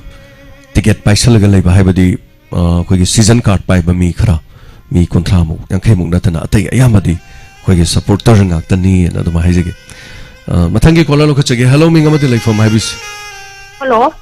hello inau zen krai hai kuma khong de gi set thambal sna ne tapiu kari happening ba ngarang ai lila yang pelai aduga ai na ꯒꯦꯠꯇꯒꯤ ꯆꯪꯉꯛꯄꯗ ꯏꯅꯥꯎꯅ ꯑꯩꯈꯣꯏꯒꯤ ꯀꯔꯤ ꯍꯥꯏꯇꯥꯔꯦ ꯐꯩꯖꯣꯝꯒ ꯁꯦꯠꯂꯒ get ꯃꯅꯨꯡꯗꯣ ꯊꯣꯡ ꯃꯌꯥꯗ ꯂꯦꯞꯄꯦꯕ ꯑꯁ ꯑꯩꯗꯤ ꯄꯞ ꯆꯪꯁꯤꯜꯂꯛꯄꯗ ꯅꯪꯍꯧꯗ꯭ꯔꯦ ꯆꯪꯈꯤꯕꯅ ꯍꯥꯜꯂꯦ ꯑꯗꯨꯒ ꯑꯩꯁꯦ ꯌꯥꯝ ꯅꯨꯡꯉꯥꯏꯇ꯭ꯔꯦ ꯑꯩꯁꯦ ꯂꯤꯂꯥ ꯍꯧꯒꯗꯕ ꯁꯨꯞꯅꯇꯒꯤ ꯃꯤꯅꯤꯠ 5ꯗ ꯉꯥꯏꯔꯕ ꯑꯗꯨꯅ ꯃꯅꯨꯡꯗ ꯑꯩꯁꯦ ꯄꯨꯖꯥ ꯇꯧꯕꯩ ꯀꯧꯔꯕ ꯅꯨꯡꯉꯥꯏꯇꯦ ꯑꯗꯨ ꯆꯪꯁꯤꯜꯂꯨꯔꯒꯁꯨ ꯀꯔꯤ ꯍꯥꯏꯅꯤ ꯃꯅꯨꯡꯗ ꯆꯪꯕꯗꯨꯁꯨ ꯔꯨꯜ ꯅꯠꯇꯕꯅꯤꯅ ꯑꯩꯁꯦ ꯆꯪꯉꯛꯇ꯭ꯔꯦ ꯑꯗꯨꯝ ꯑꯗꯨ ꯇꯧꯒꯦ ꯇꯧꯕꯗꯅꯦ ꯑꯗꯨꯒꯤ ꯏꯅꯥꯎꯒꯤ ꯂꯤꯂꯥꯒꯤ ꯗ꯭ꯔꯦꯁꯇ ꯈꯨꯐꯖ ꯑꯃ ꯑꯗꯨꯒ ꯀꯩꯅꯣꯗꯣ ꯁꯤꯟꯗꯣ ꯑꯃꯈꯛꯇꯪ ꯑꯣꯏꯕꯗꯨꯗꯤ ꯑꯩꯉꯣꯟꯗ ꯌꯥꯝ ꯅꯨꯡꯉꯥꯏꯖꯗꯕꯗꯣ ꯑꯣꯏꯌꯦ ꯍꯣꯏ ꯍꯣꯏ ꯁꯤꯟꯁꯦ ꯑꯅꯤ ꯁꯨꯔꯝꯕꯅꯦ ꯑꯗꯨ ꯂꯤꯂꯥ ꯁꯥꯡꯃꯟꯕꯗꯒꯤ ꯂꯤꯂꯥꯁꯦ ꯁꯥꯡꯃꯟꯕꯗꯒꯤ ꯀꯛꯈꯤꯕꯅꯦꯕ ꯁꯤꯟꯗꯣ ꯑꯩ ꯑꯅꯤ ꯊꯣꯛꯄꯅꯦ ꯑꯗꯨꯅ ꯅꯦ ꯍꯩꯕꯣꯡ ꯄꯣꯛꯄꯤꯗꯒꯤ ꯂꯤꯂꯥ ꯋꯥꯏꯔꯛꯄꯗꯣ ꯇꯥꯡ 19ꯒꯤꯁꯦ ꯃꯈꯣꯏꯗꯤ ꯀꯔꯤ ꯍꯥꯏꯒꯦꯕꯨ ꯈꯪꯗꯦ ꯑꯩꯈꯣꯏꯒꯤꯗꯤ ꯁꯥꯔꯒꯤ ꯀꯛꯈꯤꯕ ꯁꯤꯟꯗꯣ ꯀꯛꯄ ꯌꯥꯔꯣꯏ ꯑꯩꯈꯣꯏꯗꯗꯤ ꯑꯗꯨꯝ ꯍꯥꯞꯄꯤꯌꯣꯅ ꯍꯥꯏꯕ ꯑꯗꯨ ꯍꯥꯞꯍꯟꯅꯤꯡꯉꯦ ꯑꯩ ꯃꯣꯠꯇꯗꯤ ꯌꯥꯝꯅ ꯍꯣꯏ ꯍꯣꯏ ꯂꯥꯁ ꯁꯤꯟꯒꯤꯗ ꯑꯩꯈꯣꯏ ꯀꯔꯤ ꯍꯥꯏꯇꯥꯔꯦ ꯃꯄꯥ ꯗ꯭ꯔꯛ ꯂꯂꯣꯟꯕꯗꯨꯗꯩꯗ ꯐꯥꯕꯒꯤꯗꯣ ꯑꯗꯨꯗ ꯍꯜꯂꯛꯑꯦ ꯑꯩꯁꯦ ꯑꯗꯨꯝ ꯍꯣꯏ ꯍꯣꯏ ꯑꯗꯨ ꯌꯥꯝ ꯅꯨꯡꯉꯥꯏꯌꯦ ꯀꯔꯤ ꯍꯥꯏꯗꯣꯏꯅꯣ ꯈꯪꯗꯦ ꯍꯥꯏꯐꯝ ꯈꯪꯗꯅ ꯅꯨꯡꯉꯥꯏ ꯑꯗꯣ ꯐꯥꯔꯁ ꯇꯥꯕ ꯌꯥꯏ ꯍꯥꯏꯅ ꯑꯩ ꯊꯥꯖꯕ ꯂꯩꯌꯦ ꯍꯣꯏ ꯍꯣꯏ ꯃꯗꯨꯃꯛ ꯑꯣꯏꯖꯒꯦ ꯐꯥꯔꯁ ꯇꯥꯕꯕꯨ ꯐꯥꯔꯁ ꯇꯥꯕ ꯍꯥꯏꯁꯤ ꯄꯥꯝꯗꯕ ꯀꯅꯥꯁꯨ ꯂꯩꯇꯦ ꯍꯥꯏꯖꯔꯤꯕꯀꯣ ꯑꯗꯨꯗꯤ ꯑꯩꯅ ꯃꯪꯒꯣꯜ ꯍꯥꯏꯕꯗꯤ ꯐꯥꯔꯁ ꯇꯥꯕ ꯁꯣꯏꯗꯅ ꯑꯣꯏꯌꯣ ꯍꯥꯏꯅ ꯃꯪꯒꯣꯜ ꯄꯤꯔꯤꯌꯦ ꯌꯥꯝ ꯅꯨꯡꯉꯥꯏꯖꯩ ꯏꯆꯦ ꯍꯣꯏ ꯑꯗꯨ ꯏꯅꯥꯎ ꯑꯩꯒꯤꯅꯦ ꯅꯝꯕꯔ ꯑꯩꯒꯤ ꯄꯥꯔꯁꯅꯦꯜ ꯑꯃ ꯌꯥꯎꯕꯗꯣ ꯑꯩꯈꯣꯏꯒꯤ ꯏꯅꯥꯎꯆꯥ ꯇꯨꯝꯕꯤꯝꯆꯥꯗꯒꯤ ꯂꯧꯕꯗꯣ ꯑꯩꯒꯤ ꯐꯣꯟꯁꯦ ꯍꯦꯡ ꯆꯠꯄꯗꯒꯤ ꯂꯣꯏꯅ ꯀꯛꯈ꯭ꯔꯦ ꯑꯗꯨꯅ ꯁꯤꯒꯤ ꯅꯝꯕꯔꯁꯤꯗ ꯑꯗꯨꯝ ꯇꯦꯛꯁ ꯇꯧꯕꯤꯔꯣ ꯑꯗꯨꯝ ꯌꯥꯅꯤ ꯊꯦꯡꯛ ꯌꯨ ꯑꯗꯨꯒ ꯍꯣꯏ ꯃꯇꯥꯡ ꯆꯥꯕꯗ ꯑꯗꯨꯒ ꯁꯣꯝꯒꯤ ꯃꯟꯗꯅ ꯂꯥꯛꯇꯕꯅꯦ ꯃꯔꯛ ꯃꯌꯥꯒꯤꯗꯤ ꯑꯩ ꯀꯥꯗꯨ ꯀꯔꯟꯗꯤ ꯇꯧꯔꯛꯑꯔꯣꯏꯒꯦ ꯀꯩꯁꯨ ꯀꯥꯏꯗꯦ ꯇꯦꯛꯁ ꯑꯗꯨꯝ ꯇꯧꯕꯤꯔꯣ ꯏꯆꯦ ꯑꯗꯨꯒ ꯏꯃꯧ ꯅꯨꯄꯤ ꯍꯥꯏꯇꯥꯔꯦ ꯏꯆꯦ ꯍꯣꯏꯒꯤ ꯏꯃꯧ ꯅꯨꯄꯤ ꯂꯩꯕꯤꯔꯤꯗꯣ ꯃꯗꯨꯒꯤꯁꯨ ꯑꯩꯈꯣꯏ ꯁ꯭ꯇꯨꯗꯤꯑꯣꯁꯤ ꯁꯦꯝꯃꯤ ꯁꯤ ꯂꯣꯏꯔꯀꯥꯟꯗ ꯍꯥꯏꯇꯥꯔꯦ ꯒꯥꯏꯅꯤꯒꯤꯁꯨ ꯍꯥꯏꯇꯥꯔꯦꯅꯦ ꯗꯣꯛꯇꯔꯁꯨ ꯑꯣꯏꯕꯤꯔꯤꯕ ꯑꯗꯨꯁꯨ ꯑꯩꯈꯣꯏ ꯃꯇꯥꯡ ꯆꯥꯔꯀꯥꯟꯗ ꯁꯤꯗ ꯑꯝꯇꯪ ꯎꯅꯖꯅꯤꯡꯉꯤ ꯑꯗꯨꯒ ꯑꯩꯈꯣꯏꯒꯤ ꯒꯥꯏꯅꯤꯒꯤ ꯇꯣꯉꯥꯟ ꯇꯣꯉꯥꯟꯕ ꯅꯨꯄꯤꯁꯤꯡꯒꯤ ꯂꯥꯌꯦꯡꯒꯤ ꯍꯥꯏꯇꯥꯔꯦꯀꯣ ꯑꯗꯨꯒ ꯅꯨꯄꯤꯁꯨ ꯑꯣꯏꯕꯅꯤꯅ ꯀꯅꯥꯒꯨꯝꯕ ꯑꯗꯨꯝ ꯇꯥꯟꯅꯅꯤꯡꯕ ꯈꯣꯠꯅꯤꯡꯕ ꯑꯃ ꯈꯪꯅꯤꯡꯕ ꯂꯩꯔꯁꯨꯀꯣ ꯑꯩꯈꯣꯏ ꯊꯧꯔꯝ ꯑꯃ ꯇꯧꯔꯀꯥꯟꯗ ꯑꯩꯈꯣꯏꯒꯤ ꯍꯛꯁꯦꯜꯒꯤ ꯊꯧꯔꯝ ꯑꯩꯈꯣꯏꯒꯤ ꯂꯩꯖꯔꯤꯕꯁꯤꯗ ꯃꯐꯝꯁꯤꯗ ꯄꯨꯔꯛꯑꯒ ꯅꯣꯡꯃ ꯊꯧꯔꯝ ꯇꯧꯃꯤꯟꯅꯅꯕꯒꯤ ꯑꯌꯥꯕꯗꯨꯁꯨ ꯏꯆꯦ ꯍꯣꯏꯗꯤ ꯂꯧꯖꯒꯦ ꯑꯩꯅꯁꯨ ꯍꯥꯟꯅ ꯍꯥꯏꯖꯈ꯭ꯔꯕꯅꯤ ꯁꯣ ꯊꯦꯡꯛ ꯌꯨ ꯁꯣ ꯃꯆ ꯏꯆꯦ ꯑꯗꯨꯝ ꯇꯦꯛꯁ ꯇꯧꯕꯤꯔꯣ ꯅꯝꯕꯔꯁꯤꯅ ꯑꯗꯨꯝ ꯇꯦꯛꯁ ꯇꯧꯔꯛꯄꯗ ꯄꯨꯝꯅꯃꯛ ꯂꯣꯏꯅ ꯌꯥꯕ ꯉꯥꯛꯇꯅꯤ ꯑꯗꯣ ꯄꯨꯝꯅꯃꯛ ꯑꯩꯅ ꯍꯥꯏꯖꯅꯤꯡꯕꯗꯤ ꯐꯣꯟ ꯇꯧꯔꯛꯄꯗ ꯑꯩꯅ ꯄꯥꯏꯔꯛꯇꯦꯅ ꯈꯜꯂꯒꯁꯨ ꯇꯦꯛꯁ ꯇꯧꯕꯤꯔꯣ ꯇꯦꯛꯁ ꯇꯧꯕꯤꯔꯛꯄꯗ ꯀꯔꯤ ꯃꯔꯝꯒꯤ ꯐꯣꯟ ꯇꯧꯔꯛꯏꯅꯣ ꯍꯥꯏꯕꯗꯨ ꯑꯩꯈꯣꯏꯒꯤ ꯂꯩꯕꯤꯔꯤꯕ ꯃꯌꯥꯝꯅ ꯍꯥꯏꯇꯥꯔꯦ ꯑꯗꯨꯒꯤ ꯃꯔꯝꯒꯤꯅꯤ ꯀꯣꯜ ꯇꯧꯖꯔꯝꯕꯅꯤ ꯑꯗꯨ ꯍꯪꯒꯦ ꯇꯧꯕꯅꯤ ꯍꯥꯏꯗꯅ ꯁꯨꯃꯥꯏꯅ ꯑꯗꯨꯝ ꯇꯥꯛꯄꯤꯔꯛꯑꯣ ꯑꯩ ꯑꯗꯨꯝ ꯀꯣꯜ ꯕꯦꯛ ꯇꯧꯖꯔꯛꯀꯦ ꯐꯣꯟ ꯍꯦꯛ ꯇꯧꯕ ꯃꯇꯝꯗ ꯑꯩꯈꯣꯏꯁꯨ ꯊꯕꯛ ꯇꯧꯕ ꯔꯦꯀꯣꯔꯗ ꯇꯧꯕ ꯑꯗꯒꯤ ꯃ꯭ꯌꯨꯖꯤꯛ ꯏꯁꯩ ꯁꯦꯝꯕ ꯈꯣꯠꯄ ꯑꯃ ꯇꯧꯕ ꯃꯌꯥꯝ ꯌꯥꯎꯋꯤ ꯑꯗ ꯑꯩ ꯐꯣꯟꯗꯣ ꯑꯣꯟ ꯇꯧꯔꯒ ꯇꯦꯌꯥꯏ ꯋꯥꯔꯤ ꯏꯕꯗꯤ ꯌꯥꯗꯦꯕ ꯉꯥꯏꯍꯥꯛ ꯂꯩꯔꯒ ꯋꯥꯔꯤꯗꯣ ꯑꯃꯨꯛ ꯀꯣꯛꯇ ꯑꯃꯨꯛ ꯊꯥꯗ ꯂꯩꯅꯤ ꯉꯥꯏꯍꯥꯛ ꯂꯩ ꯐꯣꯟ ꯑꯃꯨꯛ ꯇꯧꯁꯜꯂꯛꯀꯅꯤ ꯑꯃꯨꯛ ꯋꯥꯔꯤ ꯑꯃꯨꯛ ꯁꯥꯟꯅ ꯂꯩꯅꯤ ꯑꯗꯩ ꯉꯁꯥꯏ ꯑꯩ ꯋꯥꯔꯤꯗꯣ ꯀꯔꯥꯏ ꯌꯧꯈ꯭ꯔꯕꯅꯣ ꯃꯦꯟ ꯃꯥꯟ ꯑꯃ ꯇꯥꯗꯦ ꯋꯥꯔꯤꯒꯥꯏꯗꯣ ꯂꯣꯏ ꯊꯩꯗꯣꯛꯑꯒ ꯆꯠꯈꯤ ꯍꯥꯏꯇꯥꯔꯦ ꯑꯃ ꯑꯣꯏꯔꯦ ꯑꯗꯨꯅ ꯑꯩꯅ ꯐꯣꯟꯁꯦ ꯗꯥꯏꯚꯔꯠ ꯍꯦꯛ ꯇꯧꯔꯤꯁꯦ ꯁꯤꯅꯅꯤ ꯑꯗꯨꯅ ꯑꯌꯥꯝꯕ ꯃꯇꯝꯗ ꯄꯨꯡ 2ꯗꯒꯤꯅ ꯑꯗꯨꯝ ꯄꯨꯡ 8 ꯁ꯭ꯋꯥꯏꯐꯥꯎꯗꯤ ꯑꯣꯟ ꯇꯧꯖꯔꯒ ꯃꯈꯥ ꯇꯥꯔꯛꯄꯗꯒꯤ ꯑꯗꯨꯝ ꯗꯥꯏꯚꯔꯠ ꯇꯧꯔꯒ ꯊꯝꯕꯅꯤ ꯑꯗꯨꯅ ꯇꯦꯛꯁ ꯑꯗꯨꯝ ꯇꯧꯕꯤꯔꯣ ꯑꯦꯅꯤ ꯀꯩꯅꯣ ꯂꯩꯕ ꯃꯇꯝꯗ ꯍꯜꯂꯣ ꯃꯤꯡ ꯑꯃꯗꯤ ꯂꯩꯐꯝ ꯍꯥꯏꯕꯤꯁꯦ ꯍꯜꯂꯣ ꯍꯜꯂꯣ ꯃꯤꯡꯒ ꯂꯩꯐꯝꯒ ꯇꯥꯛꯄꯤꯌꯨ ꯑꯩ ꯏꯅꯣꯛꯀꯤ ꯏꯃꯥꯈꯣꯏꯕꯅꯦ ꯂꯥꯛꯄꯁꯨ ꯅꯪꯗꯕ ꯏꯕꯨꯡꯒꯤ ꯊꯧꯔꯝꯗꯣ ꯀꯔꯝꯕ ꯇꯤꯚꯤꯗꯗꯤ ꯀꯔꯝꯕ ꯆꯦꯅꯦꯜꯗ ꯅꯝꯃꯒ ꯌꯥꯗꯣꯏꯅꯣꯅ ꯌꯦꯡꯅꯤꯡꯗꯅ ꯍꯪꯉꯛꯄꯅꯦ ꯍꯣꯏ ꯇꯤꯚꯤꯁꯤ ꯉꯧꯔꯣꯛꯇ GTPL केबल नेटवर्क तो फंगब्रा फंगदब्रा इमा मदुनी लूरिस तो इमा अदु फंगद्रगसु केबल पुरगसु केबल नेटवर्क अमा लैये इमा होइना पुसलिदु करी केबल नो अखोइ से सेंमाइदगी अखोइ सुम यातेनगी तौका अखोइ केबल थागी थीरगा येंगदुनेबा होय ममिंग अमदि लेरंगनी इमाना हाइबैतबगिनी अदुना अदु इंगौरो मपोक संगाइदा होय GTPL यौरिब्रा यौदब्रा मदुमदे आई हुजु मके हाइबदि ngамद्रे इंगोदा लिसम दि पिरकपनी अदु एनीवे इमा अदु फोन दसो दुम उबदि फंगनी खoi थौरम से याम फोन दा अयुक तगी थारिबसे को पाउदि सुम ताब फोन दगा ति येंगबा फोन ला काकु मै चान पिना पिबा अदु यारे कैनो अदु केबल कोत्रसु यारे अरे दा टीवी से लैबो दैना सुम चान ला का लाके तो हता हतांग दा लाक्तबने बै ने लाक्ते अम लांग खितंग फरा लाके ने लेबो फोन दि यादबा बै दाइना हंगपनिदा सुम जाय खोली सुम ताबा नुति सुम येंगबा Okay, okay. Wala pa ko ngang dai na ijana pita pholam ta piro nang tamogi thoram je am ta ningi radio to relax bani na nai na. Hai na ha dai chan pita pholam pita pa dai da su yeng wai na. Thank you. Yam no ajay saruga birakpa kangan birakpa mayam da paudam birakpa khaidem prema sar ngarang gi lila do ahan badi yam na noi mamai thang de yam na kape duga sar gi sin de yam na tele na ta pire adu da ni ne ta horis lila do tam de tham tam min sin ani ne na ko ahan ma phong da di lila do sin ani dum tho ure ba lila do sangak pa hetare pung ani min tra ma hen tar ga di lila do disqualify to do ne adu na khoina kathok pani hetare ai gi saruk do kathok piro yara di amasi su thok chara roi adu mayam yana na ba tok se na adu mai tok jabane sunin mai boi gi su sin ma kai adi nga sai angang masak phaja ba haido rajesh ki mai su sin ma kai adu ga angang police ba du sin nam kai adu sin mayam do hapchala di pung ani makhai hena sa nei adu hayeng sumang da pung ani makhai lila sa na le de khoi di yoksang matam da de lila no mo da mari sa na kani ahum sa na kani adu di akhoi miwa ta doi ni sigum ba kya su lei hai jabatari yam no ajay thank you so much abirak pasigi dama prema hoi telebasu tena wari dugi matek ama yaudana tawjari badugi haitare yam sena redi pamjabaduni ba mi punamangna lanaris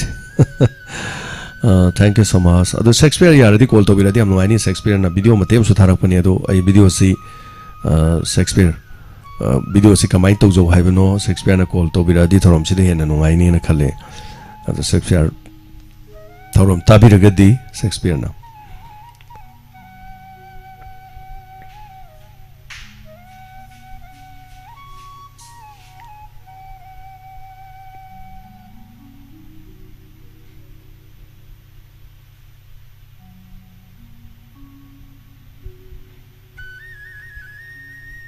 Hello.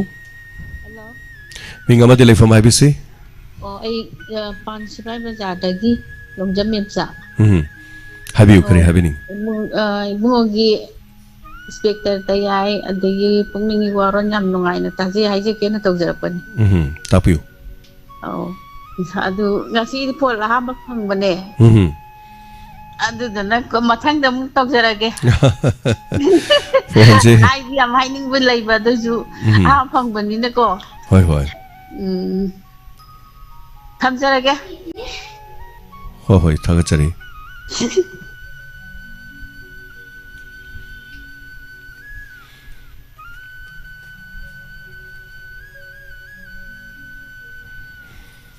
Hello Shakespeare. Hello yam bai yam bi kai khuna usari ngarang han jai Delhi da lak ne wa da ge ai haji kana Rajasthan da ge ni hai ki ni naw chan to ko video da no mi yam bhaja bai tu da ma thang tang scenery bhaja prakriti bhaja u bu dai na but ma sam sa se ma ga thaja gi ne ba do hoi hoi WhatsApp ta di 1 point kano to minute amaga khara something hen da ge chat lo ya ti hoi hoi document ko adum thabiraga Mainnya tahu berapa ini. Dokumennya tahu cara maga dia ada unik. Waktu dia ada masih tu kadang cuma yang ada semua yang lagi yang bagi saya semua lah begini kan.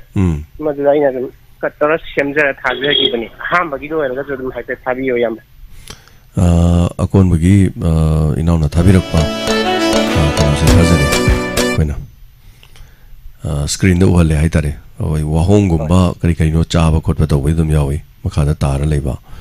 kai no khulaga chai hai tare so anak padi amna anak par range da nambi ba male camera su yam nak na ne aina ching chai bane ching chai da khutta makti lao ya de aduga wahong do ji moi je season loi gi bagi matu adura using do wahong la ba ngan tane ba aduga wahong amom de mai matu kano tau te blue matu sang ni kan tau te mamai du di matam hela ba moi Antuk pagi tahu tu nong cuba macam tu loikian kira. Oh. Aduh nak asyik cuma season ni besan lain tu. Okay, aina sen do mate mo le na handi mu saji ate kari keno khara ju yaw bro genom tawi thabirak pasing do.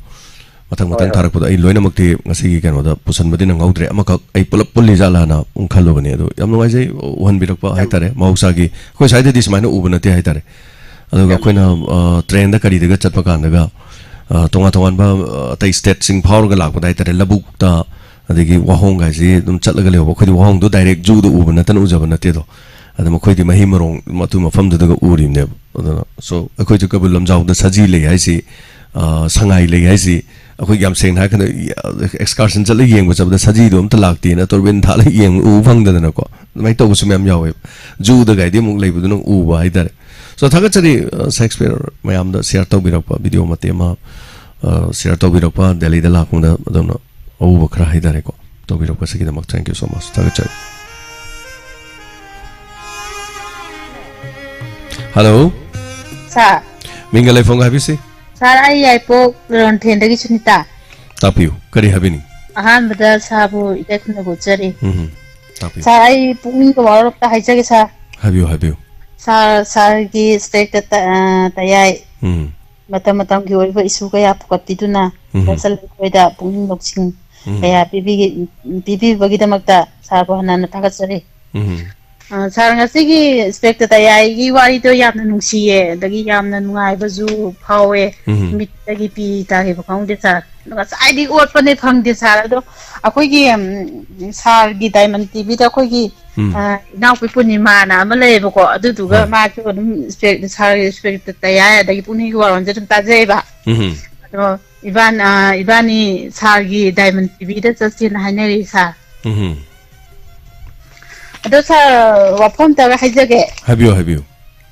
Madam tam pagi konjen do, madam tam pagi konjen tak ada buku ini, madam tam pagi konjen tak ada nih sir. Matang dah tu orang lagi, wari dah mai yang tu bani nak kau. Kau kan migi case tu luring aja dah. Mamu ya halak tahu ya tadi yes, aku nak call lagi se DSP hai tadi mah DSP ni. DSP amana police station je ani natraga ohum gumo call le magi kan ojaga se. Kon han biya ya mathang to han biya hai tare anyway more wari dunani wari di yaurok tamni magi tanja cha da bini tum soidani yaurok kani na tum haije ke oi adu sa pamjar ke thank you thorom sorga birok pasigi da daga mathangi caller da kodong saba pijari daga firing livestream lila gi maming dom ta haibirok pa yagadra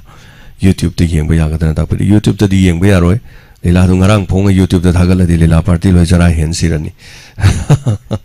Firing wali dan YouTube te fangai roi chahi ani guma fangai roi hello minga ma delai from habisi ai ni ngom ma thokpom dagi ne thoinu tapiu kari happening ba tapiu kari happening ba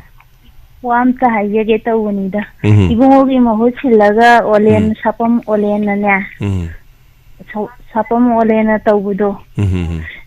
tamien pi ude yam nungsi ba hai tare mana ju yam pakhat pa koina tawu sumaina mana ju akoina phone phangwari pakhat pa sumaina mana yam pakhat pi udo nungsiwa adu antang haye ge tawuni da yam nungai anauba staff sing puning thogat pi base makhoi so harau jadoini makhoi thorom tawga de nungai jadoini hai tare ngarang su Sunday special Santo Sharma ga numidang da thorom tawi aduga yam saruk yam jabi yam nungai aduga Sunday khudumaki hariba pungpham du da adugumba khanaba thorom mama numidangi matan pung nipan makhaidigi chaksa to matung da haitare yum da leiriba housewife ama natraga ichallama chema maya wona mana so yum da isai masakpa ji sai ngangna badum yawi wakhal mot kitang nungaira di isai sakpa ise adubu sakni bi sai do ekoi yum thang nari bana natraga yum da leiriba duna taba kaktane asmai to dana koi masana hijaba dialogue pu oiro ama bu oiro drubagi dialogue to gera ito gi batau gera kaiso kai balai te hek pamjaba mada tawira khanda haitare koina karigino haikanda makon thok taba singse makon thokna na hona jabane aduna koina ayamba koi gi thorom sida koina tawjari se ayamba na haitare koi puningi warol haiso rajniti gi hujik mangda tare bi su sing khana nei na dana leise haba gi amta leite anyway karim ta kai di mangda ta biri ba dongi puning da faro po wakal hondo share to bada adum to yai adumainas mai to dana thorom du su saru ya biu olen bu thagar pirok thagar chari makha kari chitha balai biri sin lo birabra wafam sin lo birabra ibungogi konjen ska tang taba dana tana ibungo po ko ima baba du su yauna ibungo che ishona pirak lai macha ga chamana ba ko ngai jarangani kadai de kino kadai ibungo ta wi ba thabak thauram khuding ma haibadi mi mana mi tawbang ngam moiroi da ba thabak ni haiba aduna ima baba bo su haibadi akhoi gi icha mangni haibadi nungai jaga da lai rei ba tari oira su nungai rangani ko I don't know matam leida khibi ke ibungo athaba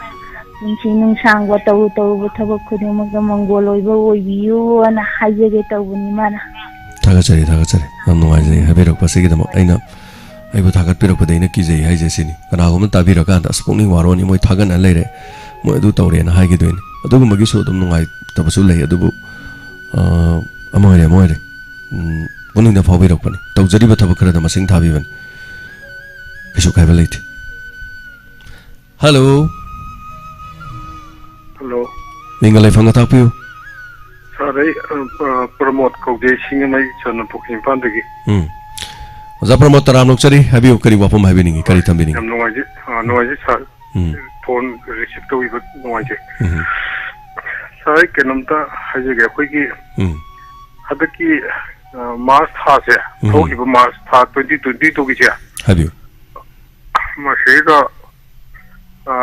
ꯃꯌꯥꯡꯐꯥꯟ ꯀꯦꯟꯗ꯭ꯔꯒꯤ ꯃꯅꯨꯡ ꯆꯟꯕ ꯑꯩꯈꯣꯏ ꯁꯃꯨ ꯁꯥꯟꯇꯤꯄꯨꯔ ꯍꯥꯏꯕ ꯖꯒꯥꯁꯤꯗ ꯑꯩꯈꯣꯏ ꯉꯥ farm ꯑꯃꯗꯒꯤ ꯌꯣꯡꯆꯥꯛ ꯆꯔꯣꯡ ꯑꯅꯤꯈꯛ ꯑꯩꯅ ꯄꯨꯖꯔꯛꯄ ꯃꯣꯏꯁꯤ ꯄꯜꯂꯤꯗ ꯊꯥꯕ ꯌꯥꯝ ꯅꯦꯝꯅ ꯄꯥꯟꯕ ꯌꯣꯡꯆꯥꯛꯅꯤ ꯆꯍꯤ 3ꯗ ꯄꯥꯜꯂꯦꯅ ꯂꯩꯔꯝꯕꯗꯒꯤ ꯑꯩꯅ ꯃꯔꯨꯁꯤ ꯂꯤꯔꯒ ꯂꯧꯔꯛꯑꯒ ꯅꯔꯁꯔꯤ ꯇꯧꯋꯦ ꯅꯔꯁꯔꯤ ꯇꯧꯕꯗꯒꯤ ꯄꯥꯝꯕꯤ 100ꯃꯨꯛ ꯑꯗꯨꯃꯥꯏꯅ ꯑꯩ ꯅꯔꯁꯔꯤ ꯇꯧꯕꯅꯦ ꯑꯗꯨ ꯍꯧꯖꯤꯛꯁꯤ ꯄꯥꯝꯕꯤꯁꯤꯡꯁꯤ ꯑꯃꯗ ꯊꯥꯈꯤꯕꯗꯒꯤ ꯄꯥꯝꯕꯤ 10ꯃꯨꯛꯇ ꯉꯥꯏꯁꯜꯂꯛꯑꯦꯕꯀꯣ ꯃꯁꯤꯗ ꯑꯩꯅ ꯊꯝꯖꯅꯤꯡꯕꯁꯦ ꯑꯩꯈꯣꯏꯒꯤ ꯃꯥꯏꯕꯝ ꯂꯩꯀꯥꯏ ꯀꯥꯟꯆꯤꯄꯨꯔ ꯌꯨꯅꯤꯚꯔꯁꯤꯇꯤ ꯇꯥꯕ ꯔꯣꯗ ꯑꯃ ꯂꯩꯌꯦꯕꯀꯣ ꯁꯣꯝꯗ ꯍꯣꯏ ꯑꯩ ꯈꯪꯖꯩ ꯃꯁꯤꯗ ꯑꯩꯈꯣꯏꯒꯤ ꯀꯔꯥꯝ ꯁꯥꯝꯒꯤ ꯀꯦꯟꯗ꯭ꯔꯅꯤ ꯃꯁꯤ ꯀꯔꯥꯝ ꯁꯥꯝ ꯑꯩꯈꯣꯏꯒꯤ ꯑꯣꯅꯩꯕꯟ ꯀꯔꯥꯝ ꯁꯥꯝ MLAꯅ ꯑꯩꯈꯣꯏꯒꯤ ꯎ ꯆꯥꯔ ꯈꯔ ꯊꯥꯏ ꯃꯁꯤꯒꯤ ꯂꯝꯕꯤꯁꯤꯗ ꯄꯔꯦꯡ ꯊꯥꯕꯅꯤ ꯍꯣꯏ ꯁꯥꯔ ꯄꯔꯦꯡ ꯊꯥꯕꯗꯣ ꯑꯗꯩꯗ ꯀꯥꯡꯈꯨꯜ ꯃꯥꯒꯤ ꯎ ꯆꯥꯔꯁꯤ ꯁꯤꯕ ꯌꯥꯎꯕ ꯑꯗ ꯌꯥꯎꯕꯁꯤꯗꯩꯗ ꯑꯩꯅ ꯄꯥꯝꯕꯤ 35ꯃꯨꯛ ꯄꯨꯔꯒ ꯐꯣꯠꯆꯜꯂꯒ ꯑꯗꯨꯃꯥꯏꯅ ꯈꯔ ꯊꯥꯖꯤꯜꯂꯦꯕ ꯌꯣꯡꯆꯥꯛꯁꯤꯅ ꯑꯗꯨꯗ ꯑꯩꯅ ꯃꯣꯏꯒꯤ ꯎ ꯊꯥꯔꯤꯕ ꯀꯃꯤꯇꯤꯗꯁꯨ ꯑꯩꯅ ꯍꯥꯏꯖꯩꯌꯦꯕꯀꯣ ꯁꯨꯃꯥꯏꯅ ꯇꯧꯗꯅ ꯄꯥꯝꯕꯤ ꯁꯤꯕꯁꯤꯡꯁꯦ ꯈꯔ ꯌꯣꯡꯆꯥꯛꯅ ꯐꯣꯠꯆꯒꯦ ꯍꯥꯏꯕꯗ ꯃꯣꯏꯅꯁꯨ ꯍꯔꯥꯎ ꯇꯔꯥꯝ ꯐꯣꯠꯄꯤꯌꯨ ꯌꯥꯅꯤ ꯊꯥꯕꯤꯌꯨꯅ ꯍꯥꯏꯔꯛꯄ ꯑꯗꯨꯃꯥꯏꯅ ꯇꯧꯗꯅ ꯑꯩꯅ ꯄꯥꯝꯕꯤꯁꯤꯗ ꯊꯥꯖꯔꯦ ꯑꯗꯨꯒ ꯊꯥꯔꯤꯕꯁꯤ ꯄꯥꯝꯕꯤꯁꯤ ꯍꯜꯂꯣ ꯇꯥꯖꯔꯤ ꯍꯥꯏꯕꯤꯌꯨ ꯄꯥꯝꯕꯤꯁꯤ ꯊꯥꯔꯤꯕꯁꯤ ꯄꯥꯝꯕꯤ 35ꯃꯨꯛꯇꯅꯤ ꯑꯗꯨ ꯃꯁꯤꯒꯤ ꯃꯊꯛꯇꯁꯨ ꯍꯦꯟꯅ ꯊꯥꯕꯕꯨꯗꯤ ꯌꯥꯏ ꯑꯗꯨꯕꯨ ꯍꯌꯦꯡ ꯃꯣꯏꯅ ꯀꯔꯤ ꯍꯥꯏꯔꯛꯀꯗꯒꯦ ꯈꯟꯕꯗꯒꯤ ꯑꯩꯁꯨ ꯃꯣꯏꯒꯤ ꯑꯌꯥꯕ ꯄꯥꯝꯕꯤ ꯑꯁꯤꯕꯨꯇꯪ ꯔꯤꯄ꯭ꯂꯦꯁ ꯇꯧꯔꯒ ꯄꯥꯝꯕꯤ 35ꯃꯨꯛꯇꯪ ꯊꯥꯕꯅꯦ ꯑꯗꯣ ꯁꯨꯃꯥꯏꯅ ꯇꯧꯗꯅ ꯃꯐꯝ ꯈꯨꯗꯤꯡꯗ ꯑꯩꯈꯣꯏꯒꯤ ꯃꯅꯤꯄꯨꯔꯗ ꯌꯥꯝ ꯄꯥꯝꯅ ꯆꯥꯔꯤꯕ ꯌꯣꯡꯆꯥꯛꯁꯤ ꯃꯐꯝ ꯈꯨꯗꯤꯡꯒꯤ ꯁꯤꯒꯨꯝꯕ ꯂꯩꯔꯒꯗꯤ ꯊꯥꯐꯝ ꯂꯩꯔꯒꯗꯤ ꯃꯤꯄꯨꯝ ꯈꯨꯗꯤꯡꯃꯛ ꯊꯥꯕꯤꯌꯣꯅ ꯍꯥꯏꯖꯅꯤꯡꯕ ꯑꯩꯈꯣꯏꯒꯤ ꯄꯣꯠꯊꯣꯛꯁꯤ ꯃꯦꯟꯃꯥꯔꯣꯝꯗꯒꯤ ꯂꯧꯗ꯭ꯔꯒꯁꯨ ꯂꯣꯀꯦꯜꯒꯤ ꯑꯁꯦꯡꯕꯁꯤ ꯆꯥꯕ ꯐꯪꯅꯕꯀꯣ ꯑꯗꯨꯒ ꯑꯩꯈꯣꯏꯅꯁꯨ ꯃꯤꯔꯝꯗꯁꯨ ꯄꯩꯁꯥꯁꯨ ꯆꯠꯇꯕ ꯑꯗꯒꯤ ꯏꯟꯚꯥꯏꯔꯟꯃꯦꯟꯁꯨ ꯀꯟꯕ ꯑꯗꯨꯃꯥꯏꯅ ꯇꯧꯗꯅ ꯈꯤꯇꯪ ꯑꯩꯒꯤ ꯑꯣꯏꯅ ꯇꯧꯍꯟꯅꯤꯡꯕꯒꯤ ꯑꯄꯥꯝꯕꯗꯨꯃ ꯂꯩꯕ ꯑꯗꯨꯅ ꯃꯤꯄꯨꯝ ꯈꯨꯗꯤꯡꯃꯛꯁꯨꯈꯔ ꯎ ꯃꯌꯥꯝ ꯑꯃ ꯃꯄꯥꯟ ꯂꯝꯒꯤ ꯎ ꯃꯌꯥꯝ ꯑꯃ ꯊꯥꯕ ꯃꯇꯝꯗ ꯀꯩꯁꯨꯝꯇ ꯀꯥꯟꯅꯕꯗꯤ ꯐꯪꯉꯤ ꯑꯗꯨ ꯎꯔꯨꯝ ꯐꯥꯎꯗꯤ ꯐꯪꯉꯤ ꯑꯗꯨꯕꯨ ꯃꯍꯩ ꯃꯔꯣꯡ ꯆꯥꯕ ꯌꯥꯕ ꯎꯔꯨꯝꯁꯨ ꯐꯪꯕ ꯃꯍꯩꯁꯨ ꯆꯥꯕ ꯌꯥꯕ ꯁꯤꯒꯨꯝꯕ ꯈꯜꯂꯒꯈꯔ ꯊꯥꯍꯟꯅꯤꯡꯕꯒꯤ ꯑꯄꯥꯝꯕꯗꯨꯃꯇꯪ ꯈꯤꯇꯪ ꯁꯥꯔꯒꯤ ꯔꯦꯗꯤꯑꯣꯁꯤꯗ ꯑꯄꯥꯝꯕꯗꯨꯝ ꯐꯣꯡꯗꯣꯛꯆꯕꯅꯤ ꯁꯥꯔ ꯍꯣꯏ ꯊꯥꯒꯠꯆꯔꯤ ꯑꯣꯖꯥ ꯄ꯭ꯔꯃꯣꯗꯅ ꯇꯥꯛꯄꯤꯔꯛꯄ ꯋꯥꯐꯝ ꯍꯥꯏꯇꯥꯔꯦ ꯆꯍꯤ 3ꯗ ꯌꯣꯡꯆꯥꯛ ꯄꯥꯟꯕ ꯑꯗꯨꯒ ꯌꯣꯡꯆꯥꯛ ꯌꯥꯝꯅ ꯆꯥꯕ ꯂꯝꯗꯝꯅꯤ ꯑꯗꯨꯒ ꯃꯦꯟꯃꯥꯔꯗꯒꯤ ꯃꯤꯉꯣꯟꯗꯒꯤ ꯇꯥꯡꯉ ꯆꯥꯔꯤꯅꯤ ꯑꯗꯨꯅ ꯏꯁꯥꯒꯤ ꯑꯣꯏꯕ ꯄꯣꯠꯊꯣꯛ ꯄꯨꯊꯣꯛꯑꯒ ꯆꯍꯤ 3ꯗ ꯄꯥꯜꯍꯟꯕ ꯌꯣꯡꯆꯥꯛꯇꯨ ꯊꯥꯕ ꯌꯥꯏ ꯑꯗꯨꯒ ꯑꯩꯈꯣꯏꯒꯤ ꯁꯥꯟꯇꯤꯄꯨꯔꯗꯒꯤ ꯄꯨꯔꯛꯈꯤꯕ ꯑꯩꯈꯣꯏꯒꯤ ꯀꯩꯅꯣꯗꯨꯅ ꯅꯁꯔꯤ ꯁꯦꯝꯕꯤꯔꯀꯥꯟꯗ ꯄꯥꯝꯕꯤ 300-400 ꯍꯦꯟꯅ ꯁꯦꯝꯈ꯭ꯔꯦ ꯍꯥꯏꯕꯒꯤ ꯄꯥꯎꯗꯨꯁꯨ ꯌꯥꯝ ꯅꯨꯡꯉꯥꯏꯖꯩ ꯁꯣ ꯊꯥꯒꯠꯆꯔꯤ ꯑꯩꯈꯣꯏꯒꯤ ꯑꯣꯏꯕ ꯑꯁꯨꯝꯕ ꯄꯣꯠꯁꯛꯁꯤ ꯌꯣꯛꯈꯠꯅꯅꯕꯒꯤ ꯇꯥꯛꯄꯤꯔꯛꯄ ꯑꯗꯨꯒ ꯊꯦꯡꯛ ꯌꯨ ꯁꯣ ꯃꯆ ꯃꯤꯅꯤꯠ ꯈꯔ ꯂꯩꯖꯔꯤ ꯉꯁꯤꯒꯤ ꯊꯧꯔꯝꯁꯤꯒꯤ ꯇꯦꯡꯕꯥꯡꯕꯤꯔꯛꯄ ꯈꯔꯁꯨ ꯂꯥꯎꯊꯣꯛꯆꯒꯗꯕꯅꯤ ꯑꯗꯨꯒ ꯃꯦꯗꯥꯝ ꯔꯥꯙꯥ ꯁꯥꯃꯝ ꯉꯔꯥꯡꯒꯤ ꯃꯤꯗꯨꯗꯒꯤ ꯉꯁꯤꯅ ꯁꯔꯨꯛ ꯑꯃꯈꯛꯇꯪ ꯑꯣꯏꯌꯦꯅ ꯍꯥꯏꯕꯤꯔꯛꯑꯦ ꯉꯔꯥꯡꯒꯤ ꯃꯤꯗꯨꯒꯤ ꯁꯔꯨꯛ ꯑꯃꯈꯛꯇꯪ ꯑꯣꯏ ꯉꯔꯥꯡꯅ ꯌꯥꯝꯃꯤ ꯍꯥꯏꯔꯤꯔꯥ ꯌꯥꯝꯗꯦ ꯍꯥꯏꯕꯤꯔꯤꯕ꯭ꯔꯥ ꯃꯦꯗꯥꯝ ꯉꯔꯥꯡꯒꯤ ꯃꯤꯗꯨꯗꯤ ꯌꯥꯝꯃꯤ ꯍꯥꯏꯕ ꯑꯣꯏꯔꯝ ꯇꯥꯔꯦ ꯍꯜꯂꯣ ꯁꯥꯔ ꯇꯔꯥꯝ ꯅꯣꯛꯆꯔꯤ ꯑꯩ ꯊꯣꯏꯖꯝꯗꯒꯤ ꯂꯦꯝꯕ ꯇꯥꯛꯄꯤꯌꯨ ꯂꯦꯝꯕ ꯀꯔꯤ ꯍꯥꯏꯕꯅꯤ ꯁꯥꯔ ꯑꯩꯅ ꯊꯝꯖꯅꯤꯡꯕꯗꯤ ꯃꯃꯥꯡꯗꯁꯨ ꯇꯧꯖꯔꯝꯕꯅꯤ ꯁꯥꯔꯗ ꯑꯗꯨ ꯂꯥꯏꯟ ꯅꯨꯡꯉꯥꯏꯇꯕꯗꯤ ꯇꯠꯊꯣꯛꯈꯤꯕ ꯁꯥꯔ ꯍꯣꯏ ꯑꯩꯅ ꯊꯝꯖꯅꯤꯡꯕ ꯋꯥꯐꯝꯗꯤ ꯏꯝꯐꯥꯜ ꯇꯨ ꯖꯤꯔꯤꯕꯥꯝꯁꯤꯗ ꯆꯠꯂꯤꯕ ꯒꯥꯔꯤ ꯃꯌꯥꯝꯁꯦ ꯁꯤꯒꯤ ꯃꯇꯥꯡꯗ ꯈꯤꯇꯪ ꯊꯝꯖꯒꯦ ꯇꯧꯕꯅꯤ ꯁꯥꯔ ꯍꯥꯏꯕꯤꯌꯨ ꯁꯤꯗ ꯆꯠꯂꯤꯕ ꯒꯥꯔꯤꯁꯤꯡꯁꯦ ꯑꯩ ꯏꯁꯥꯃꯛꯁꯨ ꯗ꯭ꯔꯥꯏꯚꯔꯅꯤꯀꯣ ꯃꯁꯤꯗ ꯊꯦꯡꯅꯔꯤꯕ ꯑꯋꯥꯕ ꯃꯌꯥꯝꯁꯦ ꯁꯦꯡꯅ ꯍꯥꯏꯔꯀꯥꯟꯗ ꯃꯍꯥꯖꯣꯟꯁꯤꯅ ꯑꯩꯈꯣꯏꯒꯤ ꯁꯥꯕꯤꯕ ꯄꯩꯁꯥꯁꯤꯗꯤ ꯂꯥꯏꯟꯒꯤ ꯑꯣꯏꯅꯗꯤ ꯁꯨꯝꯅꯒꯤ 6,000 ꯈꯛꯇꯪ ꯁꯥꯕꯤ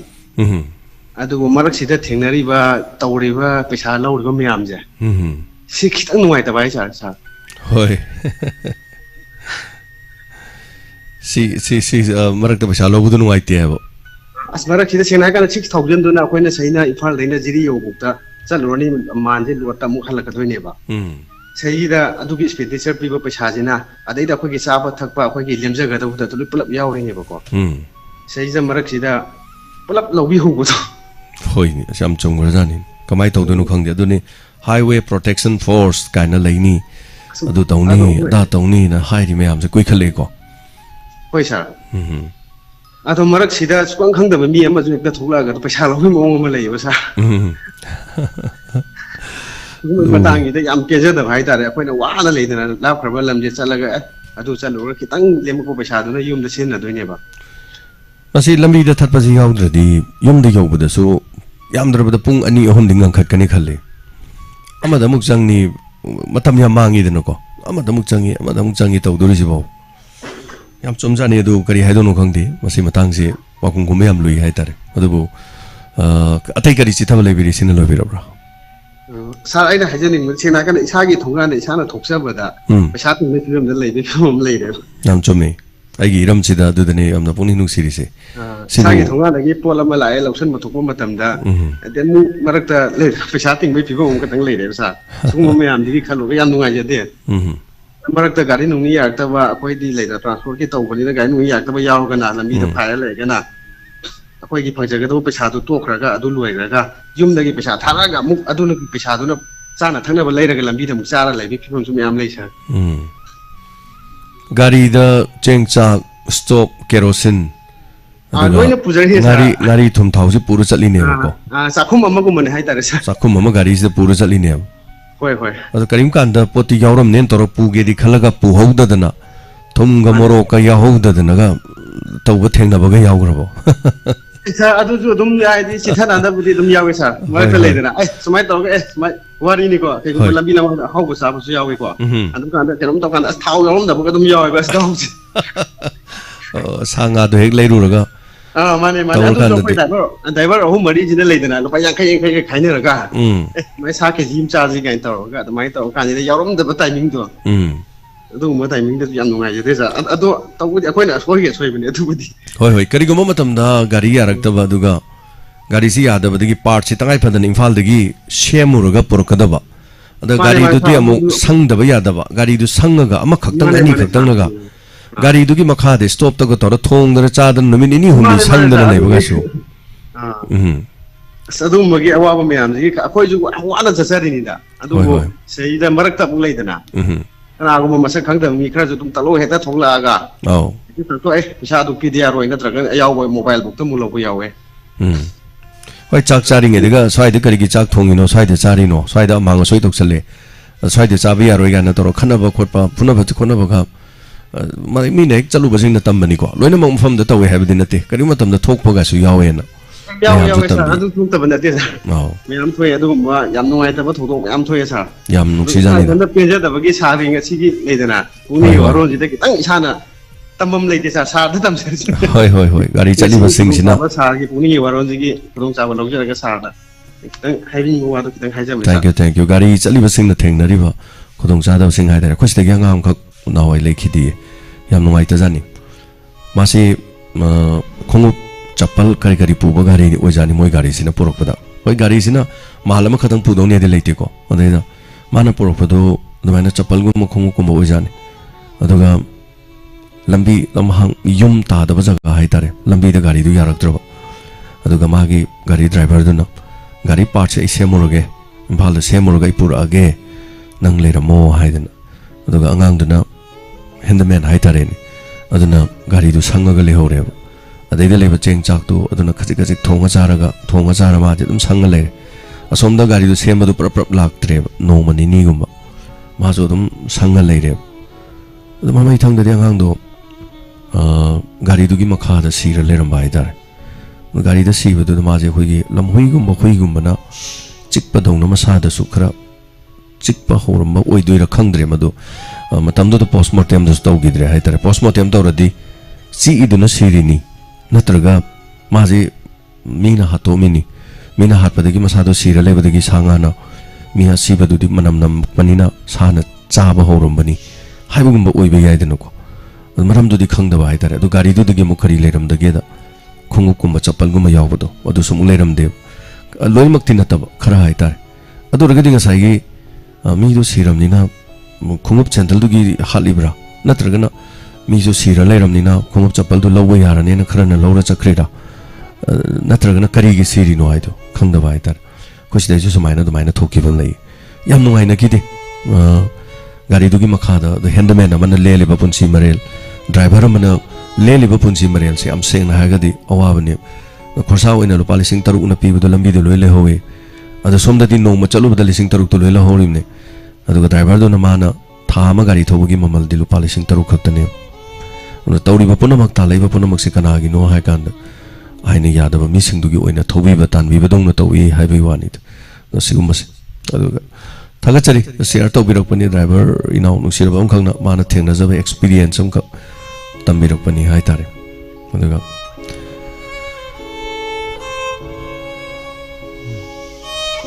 मथंगी कॉलर मदम खुदों चाबों पिजरे असिगी YouTube लाइव स्ट्रीमिंग गलेबिरी ममी लिसिंग अमगा चामगा मरफुगा मंगा हनना थागचरी अदुगा असिगी Facebook लाइव तलेबिरी बा only 86 thank you so much hello hello मिंगल लाइफों हाबियो ए हंगांगदगी प्रतिमा ने सा तापियो करे हबनी ai ju puning gi waro ngatang thamjage tamni sa हाबियो aina thamjani mase akhoi gi manipur da kanogi office oro degi akhoi gi pa oiro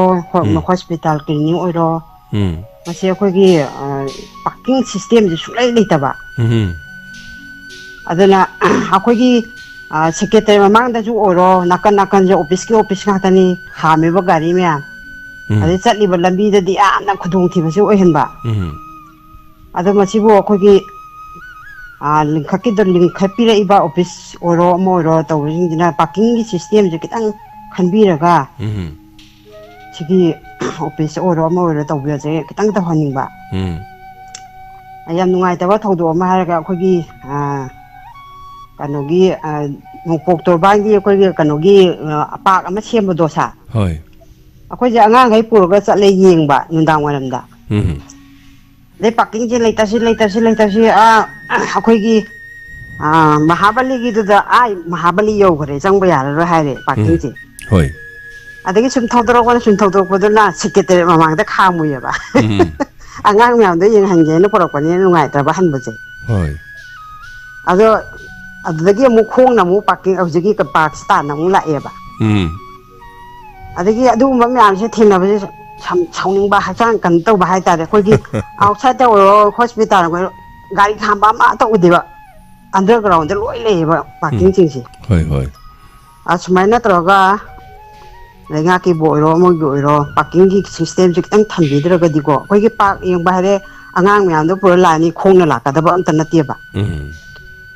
अदगी इना थोकिबा थंगबा थौदोकता हारगा अगांग मगी आई इचानुपागी pot थाबा कनुदा पोस्ट ऑफिस दा चले पार्किंग से लेतदने हे हुरु लेरगा पार्किंग थाबम जी कन तौ लेबनेबा इंगना लेबा जीपी कॉलेज ममांग बु चले अदुबो पार्किंग जे लेरमद्रेबा अदगी असमना कं मणिपुर राइफल कनुगी पुलिस की दम दम थौदोरे अदम पार्किंग से हांगबा सुलै लेतबा अदगी दी पोट थाबगी अंगांगी पोट थाबगी मतम जी लोसलआबा असली कमाई तौनेना पार्किंग पोस्ट ऑफिस मनिंग द थौजलगा हक्तंग अदमाइना लेबदो ऑफिस की गाड़ी थौजल ए सिक्सी गाड़ी जे कनानो दौरी थागचरी मेडम खुदोंग थिबसे याना थिंगनाबा हाइतारे साको मेडम असे अखोगी चौखलबा मेट्रोपॉलिटन सिटीजिंग गे मोगी नियम खरसो दुम लेये मसे अखोइसदसो दुम तौबा याय समना हारबदा अखोगी इम्फाल मयोल हाइरसेको मनुंगसे 0 किलोमीटर से मसेगी किलोमीटर यामद्रबदा अहुमदगिना मंगा फावगी मनुंगदने इसा पुरुलिबा गाड़ी से सागी मफम द तोंगाना अखोई गाड़ी पार्क सेम हाइतारे गाड़ी पार्क से फजन थमंबा Sumang मांगदबा मोंग हाइतारे token system dani khangde kai ni khangde admaina thamamba dum aduga adugi manungdagi di kari tawtare khoi gi gari khoi gi yamna anemba floor anemba gari se sarkar na dugi manungda city manungda chen na ba gari even battery no oibe yai adagi di e-rickshaw oibe yai ko sumaina tawdana adigi khoi gi cham chamba jir tawba battery gi gari khongna lepaga chen ba ya ba ga su leba hire tawba mai tare paisa piramani ko adagi aduga thawraga dum lakadoba khongna chattabi jir chelaga cycle gi type ta adumai tawdana city manungda chindana ba city manungda di gari se loi thawna dram ne ba mi sing se yamana thawan ge hai taraga di city manung gi di khoi gi over bridge se saraga over bridge se mi gi di ngaprum kano dong na mathek len na thek pa dong tawr sarim do khoi se di chumdring ama leiri se dum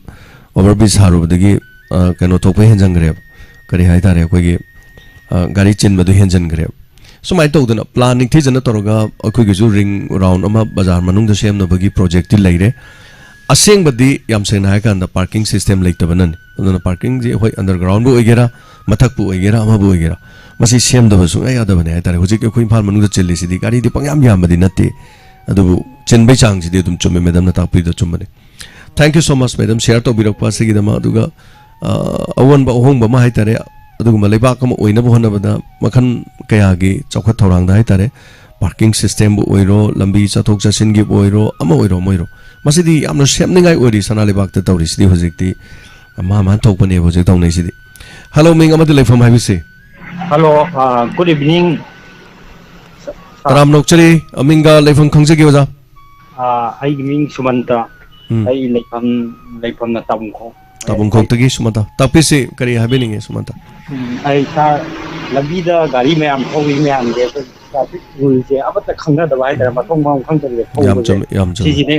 accident gi sang gi yang wang bai tare ko adai helmet upo da ba aya ma thobo khotpa adai gari ai gi sai la na thongna ji ne ko yi manipur ji de accident thokpa gi sang je yang wang bai tare ma si da ji da na ko yi miyam ji na janta na thobi da ga ko sa dang accident gi sang je handa ga dra na nasi Pukning Warol ni khamjab ne sa thank you yam chume gari so ba thoru gadi seat belt phaga da ba karang na han gi thodok ai tare gari da thoi ba thodok to am nuai ta ba thodok ni seat belt pha da bagi aduga gari du kan thoraga paisal ga thomjan bagi amasu ngarang na namuk thokre adu amuk su ngarang na namuk thoi masen mai to dana hai tare seng bodi gari gi traffic rule khang da bani hai na ta phi bi da chumani thagachari hanana joli konsam thank you so much langol all has home gidu ekhoi su mamang da chacharu ren tapiri thagachari joli chatpiru bagi dama aduga ahal laman su minung si pibi bagi dama yamna thagachari romeo thank you so much romeo facebook da habirak pa aduga thagachari sarsi khrang asi waba male na sabire sum yam kana isa du yam kano du oide active oide hai tare ko aduni hello Pukning Warol gi obire ko sa hoi habiu ai ngarang angang ga ai husband ga to ga lilai bam da thengna give du ne ba hoi am ngajai taw gi lila du sam phase ado ai gi matang chai da sa gi kanu sida channel sida mateng ga Pukning Warol am tang phungdok ta ge na sa habiu haija tam to jara pane habis sa ai je kanu ne nurse ne ba sa tamamda advance hospital da 2013 dagina covid houdingai gi mamang phawwa ai pujaramme da de akhoi gi state ki oina manipur gi covid yam kanjilla ko matam du da district ki oina state ki logi ko matam directorate na lobu du da ai je selection phangdana dai taraga interview do lakpadagi ai je adum join tawbal engage na aduga adu loira matungda mu first wave loira matungda sa covid da akhoi na warrior work pa je sa adu matik wa akhoi honazari adi kitang miyo na podi akhoi na kitang tamjaru ba ihaido praja mayam sigi anaba sing sigi mateng pangaga haidana akhoi thokjaraga seba tawjagi ka thokpa loina na adu matam du da di mayam na kinaba ki tujung na ba yam tukutana ba matam hadi yang khangba matam oiti dan sa hoi mathang da muk suri engage toraga akhoi je second wave sida jo am lokin biresa aduga handaki jida dum terminate tawigare March date 16 jida akhoi date 20 ga 6 fawba je akhoi March 2022 gi 26 for akhoi duty ma pham da lain laina moina 16 da terminate tawigare yare enough guide aduju date back ta tawraga order thole government gi side tagi kachu sa adubu akhoi honorarium le horiba 2.5 month hai tare ko sa January and March ki date 16 bawgi salary je honorarium je pithokani hadana akhoi ki health minister Sapam Ranjan Sina assembly announced the name Pazana already fund is available ga high the name Pazana Lautopi Gresa. Ado Akoina staff in the Jagiba Makabusa Matamuda Akoi corruption came to with it. Isagi qualification the Kanbani and 800 Matamuda Yamwana Nina Nadraba Gani Bosi and the Matamuda Yamwana Akoika Tokta and follow for the election talk. Ado akhoi ju ka thokpane na khalaga moina akhoi bu lokthokpi ra ju akhoi pen thoi hojikti sa kai har government na noi matam noire haraga tham engagement banina akhoi je adu pendere ka su kai dre sa adu moina lokthokpi ga announce to pi gri by assembly the high gri ba akhoi gi honorarium wa lhori ba je pi thokani khokani haba myam je sa ngasi ba de action noina pi bi dem ha pan bi da hai tare ko akhoi gi manipur gi sarkar gi side kitang hade akhoi ju thaba ama tawre haraga mafam amda join tawba je sa hojik yumda akhoi taraga leiri bani ko sa amana na engagement akhoi ri jum thajin da banate akhoi ado mayam tigi akhoi ya wa min nagi ba staff mayam hadi manipur da bu sa condition ke am phaba mi hadi paisa yam pai ba mi di first class adudana millionaire billionaire di leite da na sa ko mani adun akhoi gi wabi gi be khajitang khangaga sagi channel gi mateng logjaraga sarna hadi praja hadi akhoi gi ato thang myam sida akhoi gi mantri owi be health ki mari leinaba myam sina mutang tabiraga akhoi praja ye tolba akhoi se mateng do hai akhoi gi leibi gi be lei gi be lauthok pi gi ba wafam do adunga pi u adum ta di pangthok pi bona sagi mai gai dagi aina mateng logjari ba sa chari ado marakta akhona ga hape taja khibada adu aseng bar seng dabra di khangde thabak kari gumba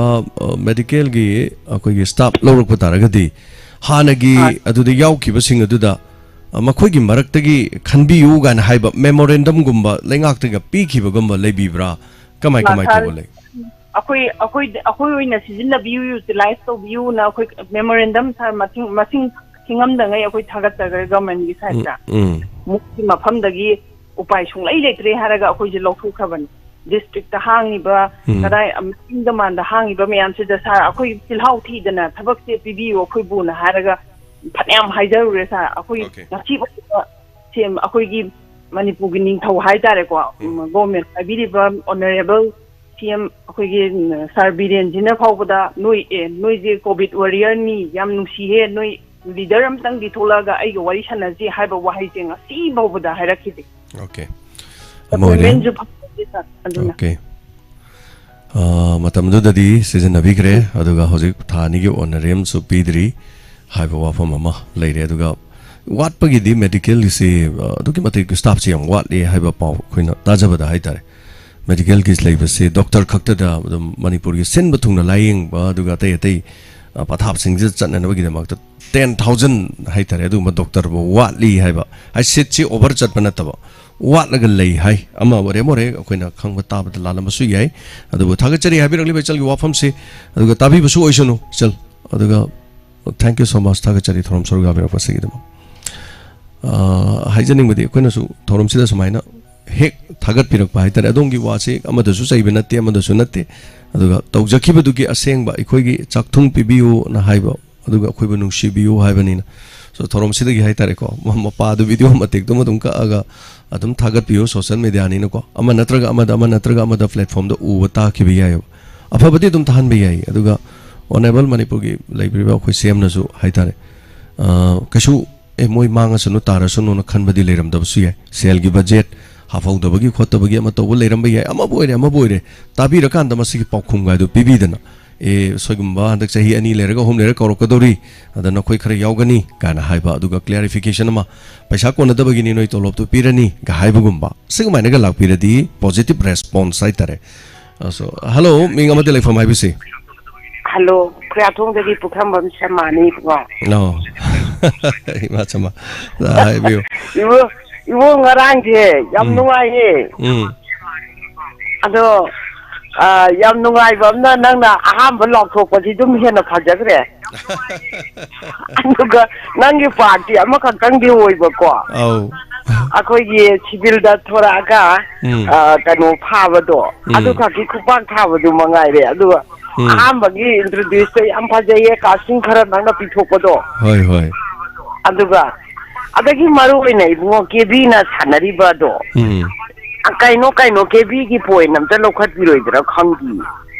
man nga sai di mama ga mapa ga ani china ngangnarak pat kaungnarak ko mayam do wangangnarak ko do adai da mana sai di wangang dana lepa position adagi tatpagi movement je yam phajabai wani da mane do lila mak pibi di ba juri duna hayeng kari hana pibi duri no adubudi khangde ima khoina di yeng bada hai tare chumme khoigi khwaidai luba se artist mari manga tho ani ko aduga moi amani dun action wari sana len aikoina sab yunga sab dan ana leya deba moina sanari bu wari dugi acting khar tawde ya di hai tare aina mamang da yungawba role ma sakhiba lila du da somda manaw nu pa dune adagi sunin mai boy ne matai madune manaw nu pa madune moi wari sanar leibu moi mari ne acting taw leibu da as ai tawang khangdadana madugi haitare ozana takpa reaction singdo ai tawrine ba amana ngangi dugi reaction ai yaning dabagi tawnu ga tawdo yam lui haitare adumai tawdana ngarang su kebi gi si yawi imana takpiri dodana kebi gi du kariguma mark pibi roidra khangde haibagi imana wabi ba haitare ne koima aduga ai gi sin nama yawbne marakta sin number 4 da ima matu lokthokibani ngarang si koina field da sana badadi hapsi aduga festival da hapagum si kaigino da ma kheladi kakane haibani na haitare aina hojiki OPS commando phaba lakdoine mayumda check toba lakdoine ba police amaga kantaga iga lakdoine aduga mayum check tawdoine check tawrakan dibani da lokhrang hangna bane ba adugi saruk tuma kaktat kre hai tare ngarangi oina ima acha maduma ga yawram maga dibu ngo phajani ye nunga ye pele hoi ni di onthong yam pille bu hoi Thank you. Taga charima lila gi mapung oi bangarangi paudam sing mayam tambirak pase nungai ba fawi aduga ai sauthok je yam se na kanda ngasai ithema mana haibi ki bedo ima mana haitare mina nungsibi nungai romgani kaina haibedo haitare thabak khodi makta nungai badi leite miwa ta basu lei on toktoru pada haitare mina lana ubi basu lei punchegi di makan gi wani aini chamchamba farmer mo oirama so haitare aigi emotion aigi nungai taba aigi ningba thungdaba aigi pendaba aigi nungai ba aigi harauba loi laigani ai businessman mo oiraso aigi nungai ba aigi awaba aingonda yengsinba aingonda awaba piba natraga aigi mai paktaba thabakta feloiba adigi nungai ba loi laini haitare hello minga madi leifam haibisi hello sir tapiu ai pukram dei manau ne tapiu kari habini ge sai sandu paja we zatapta gi sai gum je thaba ya do kanagi zatapta gi sai je koi hana dum yam thajai zatapta gi se ada yam luri se zatapta gi se masagi oiba magi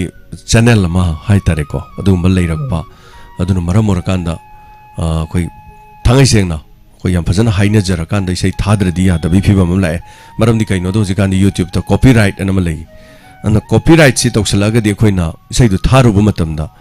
akhoi da copyright laksalaga di akhoi na tawjari ba channel si mu kakhi doine ba channel si kakhradi akhoi kiside da khar laksari ba khar tawjari se khoni hing bangam jari se masi bira oi doine ba adu nahan akhoi khar TV ne na sonda di sei tharu bu ko aduna channel amagi sei tharu bu skudak ta block toksale ba aduna awaba sigum basi leiyo ja khudong chada basi adubu thaba yade haba leite aduga hainaraga ngangnaraga ningthijana pau phonora kanda dugi gyanaba leira kanda dum adugi matam sudum lakpa yain haijige oi no ma kadang tawra ko ji sai khandai de ji ko to man phaja de ma mai ta hana yam thajai aina keno da leiring eda ko diamond radio da leijaring eda adum thajai ojagi sai se adum ayam loina leijai haitare khoi da su ko adu copyright ki wafam am lakpani na migi ayaba yawdri thabak to basi yadre hojikti am lure haitare jam lu ghurjani migi basi mateng khongjalu su yade do hojikti asumthona lu ghurjani na hawaidi matha thai yarame yam nungai jani matam du dadi e khanbiro heta tharage gane muktana leramane adu hojikti mapu haiba ma loin thole ba ꯃꯄꯨꯁꯦ ꯊꯣꯛꯂꯛꯑꯕꯅꯤꯅ ꯀꯩꯗꯧꯔꯒꯦꯕꯨ ꯈꯔ ꯈꯔ ꯄꯩꯁꯥ ꯐꯪꯅꯔꯦ ꯑꯗꯨ ꯈꯪꯉꯕꯅꯤꯅ ꯑꯌꯥꯕ ꯌꯥꯎꯗꯗꯤ ꯇꯧꯕꯁꯦ ꯌꯥꯗ꯭ꯔꯦ ꯑꯗꯨꯒ ꯑꯩꯈꯣꯏ ꯑꯗꯨꯝ ꯍꯣꯠꯅꯖꯔꯛꯀꯦ ꯄꯥꯎ ꯐꯥꯎꯅꯖꯔꯛꯀꯦ ꯑꯗꯨꯒ ꯇꯥꯟꯅꯖꯔ ꯃꯔꯤ ꯂꯩꯅꯕꯁꯤꯡ ꯀꯟꯁꯔꯟꯗꯨꯀꯣ ꯍꯥꯏꯕꯤꯌꯨ ꯍꯥꯏꯕꯤꯌꯨ ꯑꯇꯩ ꯀꯔꯤ ꯁꯤꯗꯕ ꯂꯩꯔꯦ ꯍꯥꯏꯕꯤꯌꯨ ꯄꯨꯛꯅꯤꯡꯒꯤ ꯋꯥꯔꯣꯜꯁꯦ ꯑꯁꯦꯡꯕ ꯊꯧꯔꯝꯁꯦ ꯑꯩꯈꯣꯏꯅ ꯊꯧꯔꯝꯁꯤꯒꯤ ꯃꯄꯨꯡ ꯑꯣꯏꯕꯁꯦ ꯄꯨꯡ 2:10 ꯐꯥꯎꯕ ꯑꯩꯈꯣꯏꯅ ꯁꯟꯗꯣꯛꯆꯕ ꯍꯥꯏꯇꯥꯔꯦꯀꯣ ꯁꯟꯗꯣꯛꯆꯕꯁꯤꯅ ꯄꯨꯡ 1:95 ꯁ꯭ꯋꯥꯏꯁꯤꯗꯒꯤ ꯊꯧꯔꯝꯁꯤ ꯑꯗꯣ ꯑꯩꯈꯣꯏꯁꯦ ꯏꯟꯇꯔꯅꯦꯠ ꯕꯦꯁ ꯑꯣꯏꯕꯅꯤना ꯏꯟꯇꯔꯅꯦꯠꯁꯤ ꯐꯪꯂꯛꯇ꯭ꯔꯒꯗꯤ ꯁꯝꯇꯥꯏꯝꯁ ꯃꯤꯅꯤꯠ 10 ꯍꯦꯟꯅ ꯊꯦꯡꯗꯕꯁꯨ ꯑꯗꯨꯝ ꯌꯥꯎꯏ ꯃꯔꯝꯗꯤ ꯏꯟꯇꯔꯅꯦꯠ ꯌꯥꯎꯗ꯭ꯔꯗꯤ ꯊꯕꯛꯁꯤ ꯌꯥꯗ꯭ꯔꯦ ꯑꯗ ꯑꯩꯈꯣꯏꯅ ꯔꯦꯗꯤꯑꯣꯗ ꯈꯛ ꯇꯧꯕ ꯑꯣꯏꯔꯗꯤ ꯔꯦꯗꯤꯑꯣꯒꯤꯗꯤ ꯊꯥꯕꯗꯨ ꯑꯗꯨ ꯃꯈꯣꯟ ꯊꯣꯟꯕꯗꯨ ꯏꯟꯇꯔꯅꯦꯠ ꯌꯥꯎꯗ꯭ꯔꯁꯨ ꯌꯥꯏꯑꯕ ꯑꯗꯨꯅꯤ ꯁꯤꯒꯨꯝꯕ ꯈꯔꯁꯨ ꯂꯩ ꯑꯣꯖꯥ So thank you so much thagachari oza ngasigi toromsi saruga birakpa hanana thagachari oza aduga makha ba ngasigi dai call lokachararoi tengbang birakpa mioi khara ai lauthokjagi aduga mayam support tobiu mayam khoina maming panjariba kholiba khoina laujari se karigi damakta lauri no haragadi lamdam na nabane karigi lamdam na naba afabada lamdam na namni haitare mi mang na bde natte jina mayengbam lupa chonga studio gi damuktani haidana pibirokpani mayang lamam sundari lupa lising ama studio sabada sijanabiyu haidana pibirokpani NG Susila lupa chatrup pibirokpa kaksing warida lebiram balaikidraba yomna angang subugi kumonga mari leinana mahaki loina binawrim ningon mayang lamam ombi event pesa kamadi machanupa mayang lamam Albert na Diamond TV da ching ikai thabi lupa lising ama mana masing atai shu mayam bibirami ching oina ching bek ama bibirami haijabatar aduga mani macha kaksing makha lekai digina su lupa chonga masu bibirami Govinda Gram mayai makha dagi self help group aduga 11 star na 2020 khaina rakanda lupa lising ama aduga ikai thabina chingba kayamarom bibirami sigidam tu sutagachari mayam tabiu lam singse matamana dabalam ngaktani manipur gi kachin koya loina sin mathung mani mayam yengbiu sabita singjamai digina sobita singjamai digina lupa changa studio gi damak bibirapani studio sem sari sigidam kaksing digi purnima na lupa changa studio sem sabagi damak to bibirapani sarangtem gopeso thamal khong digina lupa changa bibirapani sigidam thagachari wanam anita hawam maraktagi ai hai saga lekhamani haira me am bibirami ngarang lila mafamda thank you so much takhel dagi pramona su lupa chani mateng pangbirami madamna ke soniti balana lupa lisingama asalata warang khom dagina lupa chonga wahengbam subita khurai dagina lupa chani kyubeta khurai dagina lupa lisingama sangning pau khetri lekai dagina lupa chonga thokchom iche merina su lupa chonga bibirami my mom Balabatina Pachani aduga Shama Pachani Tamu Sani Mema Chani Charang Patagi Lakpiba Pabungganagi family amadi Kairo lekai gi punamak ima sing haidari mayam en bimola khurai thangjam lekai digina pachonga tugeche Sunita lupa chonga muksangi digina Anjali Singtham digina lupa chama Burmani Devi lupa chonga Laisang Temparing aduga khoi taigai gi damaktanin haibiri aduga photo max gi khoi ai marup doren gi ima apokpini yam nuai jeng ara thena jadana bibiram pithet laima khoi tha koding gi bibirak pani hari bolo pachonga handak tha gi su bibiri puinabati chepunabati uripok sinam lekai digina pali singama sapam asalata lamlong dagina lupa changa singjamai dagi sumola lupa lisingama hariba singsi pibiri karigi damuktano pibiri diamond gi studio sabada mateng pangini diamond di karino diamond di miham gini sigi di mapu adu adana kanam leitre haitar ai gi humang marik amata harba madu dagi humang marik mayam do punsala kan di ramdam gi damuktani i pau matam gi adi khoi mase nokmina ba kapmina ba onsin aduna khoi maseng mateng pangna ba ekoi sida yauriba punamak tabiri banungti gi phone tauriba sing ama tauriba sing dom tu dana hojik awaba da laikre awaba ta khre na khalaso haitar kana ngumagi mateng phangda tarsu koi tabiri ba mayam na sangsil kana koi mating pang duri ni masini koi punsin na ba amata oiba nungsin na ba haibat so masidagi hen ba karisu leite aduna koi punsin na si he na nungsin na koi chakhot mina na bahona mina si aso era kya marum yaro su koi mayam khana minar kana semdok sadong na bahona mina si tung da mi khangda na chikpa mi gi nuai ta na ba ngang ba aduga mi bu hullaga khongya gi phul dong na khalaga ekoi na khong thang ba gi thabak tok lasi yaning da ba leirasu phajaba wahai na haiba he na phabu oina na ba gi to khoi hona mina si makata ba thabak thorom sing mathang hona jar ke khoi studio loina ba yam kan hona jari aduga pono maksing ase thabak na dum tak thuk jar ke aduga mayam kawi gano ekoi mi oi khar khak ta gi nate donor khar khak ta gi mak nate ekoi tabiri ba khar khak ta gi nate adom tumina leriba adom su yauri bane se kawi gano aduna he na phaba aduguma channel ama oina ba hona mina se ekoi puna amata oi mina se sidagi November tha da mu ekoi punjalaga Donor Smith na tabiri ba sing mayam puna maki mitta sai saktana kakatana ima ben sing sak taktana tawjagadol bani amu November tha da October gi hemathang November da so thaga chari puna makhana na ngasi thormasi ba mapung phan biri ba sing pumna mak haninga leitana thaga chari pakum jakebada aina haigibada henjin kiba igi attitude soi kiba lan kiba puna mak tabiri ba sing pukchel sauna ngapi oduga puna mak pujem sai gurjamna Pukning gi Warol gi damak tadi matang asida amukhana kharamjari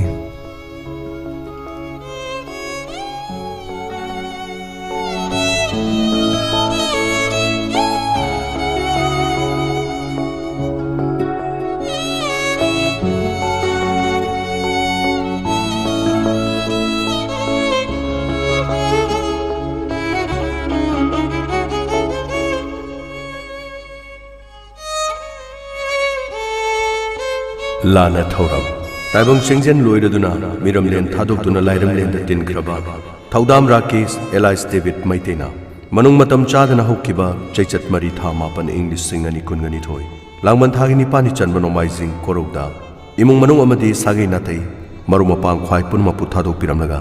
Mapugi Sintha Loiduna Sidaba Mapugi Lekonda Laigina Lainam Oina Tinkre Chaliba Chachat Nipan English Singani Kungani Toy Langban Thagina Taram Duni Chanba, Sagol Sen Koro, Namit Asida Mangani Lehun, Lok Charabamatung. Chacha Taramari Thamapan English Singing Kunganitoi, Langban Yitaramapani Chanba, Yumsakista Koroda, Lana Thoram Tokte. Lana Thoram Asida, Lakidrabagi Tawaina, Sida Mapugi Kuyada in the Chigna Leruna Bagidama, Mapugi Minkherol Saxon Jabagaluina, Namjaba Haile Kradang Kachagadori. Lana Thoram Asida Halaman, Imai Bel, Iche Chanamadi, Marumapang. Laikhidrabaga tinabiramba marumapang imung manung na sak khangjahudraba singda Diamond TV gi mateng lawjaraga paujel asi chachari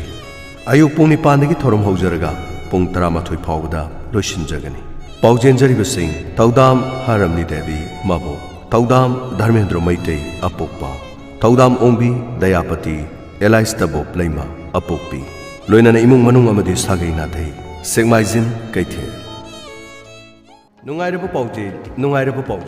Adongi Pigli Banga, say he Mangadagina Chahi Taramari Fawi Manung the Leba, Lunena, Nupi Macha Oregon Chahi Taradagina Taramari Fawi Manung the Leba Singi, Nungairabu Pauji Mapudo Lakshari.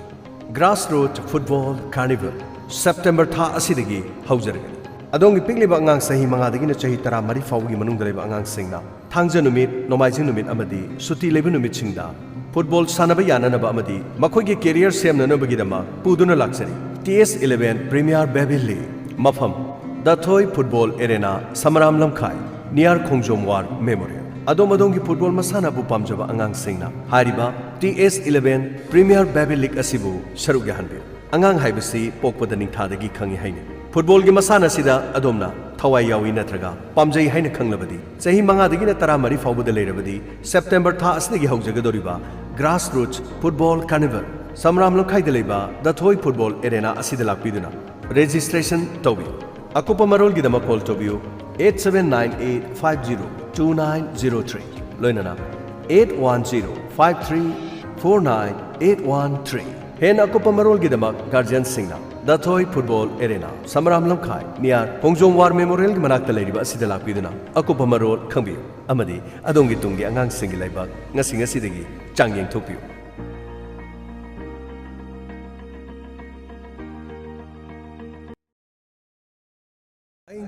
Lying Zari,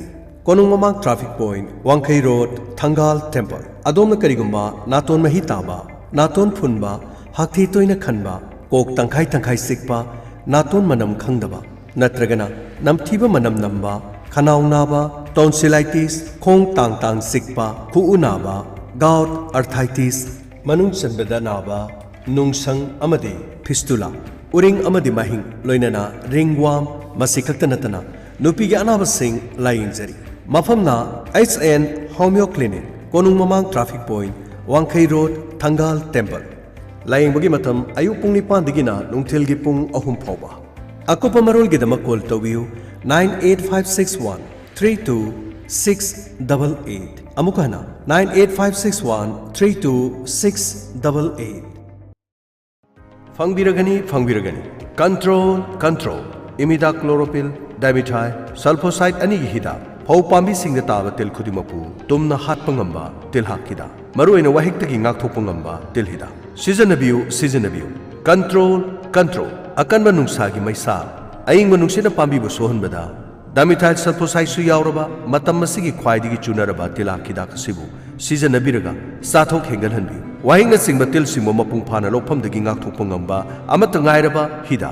Fangbiragani. Control.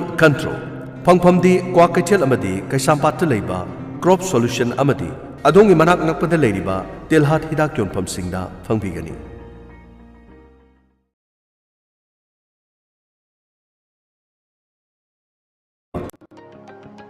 Sur Hospital Khangabo Ktoba ahangba nurse ki staff marigidama interview pangthok sargan lagliba September gi tang 13 ayuk pung 13 taba matamda Sur Hospital Khangabokta Hospital asigi nom gi matungina thagi salary pijagani amadi hospital asigi ahangba nurse marigi pham kaujari saruga bigataba singha passport size ki photograph amadi CV loinana resume ga loina biro akopa marol gi dama 9362 655 350 amukana 9362 655 350 number sida call to you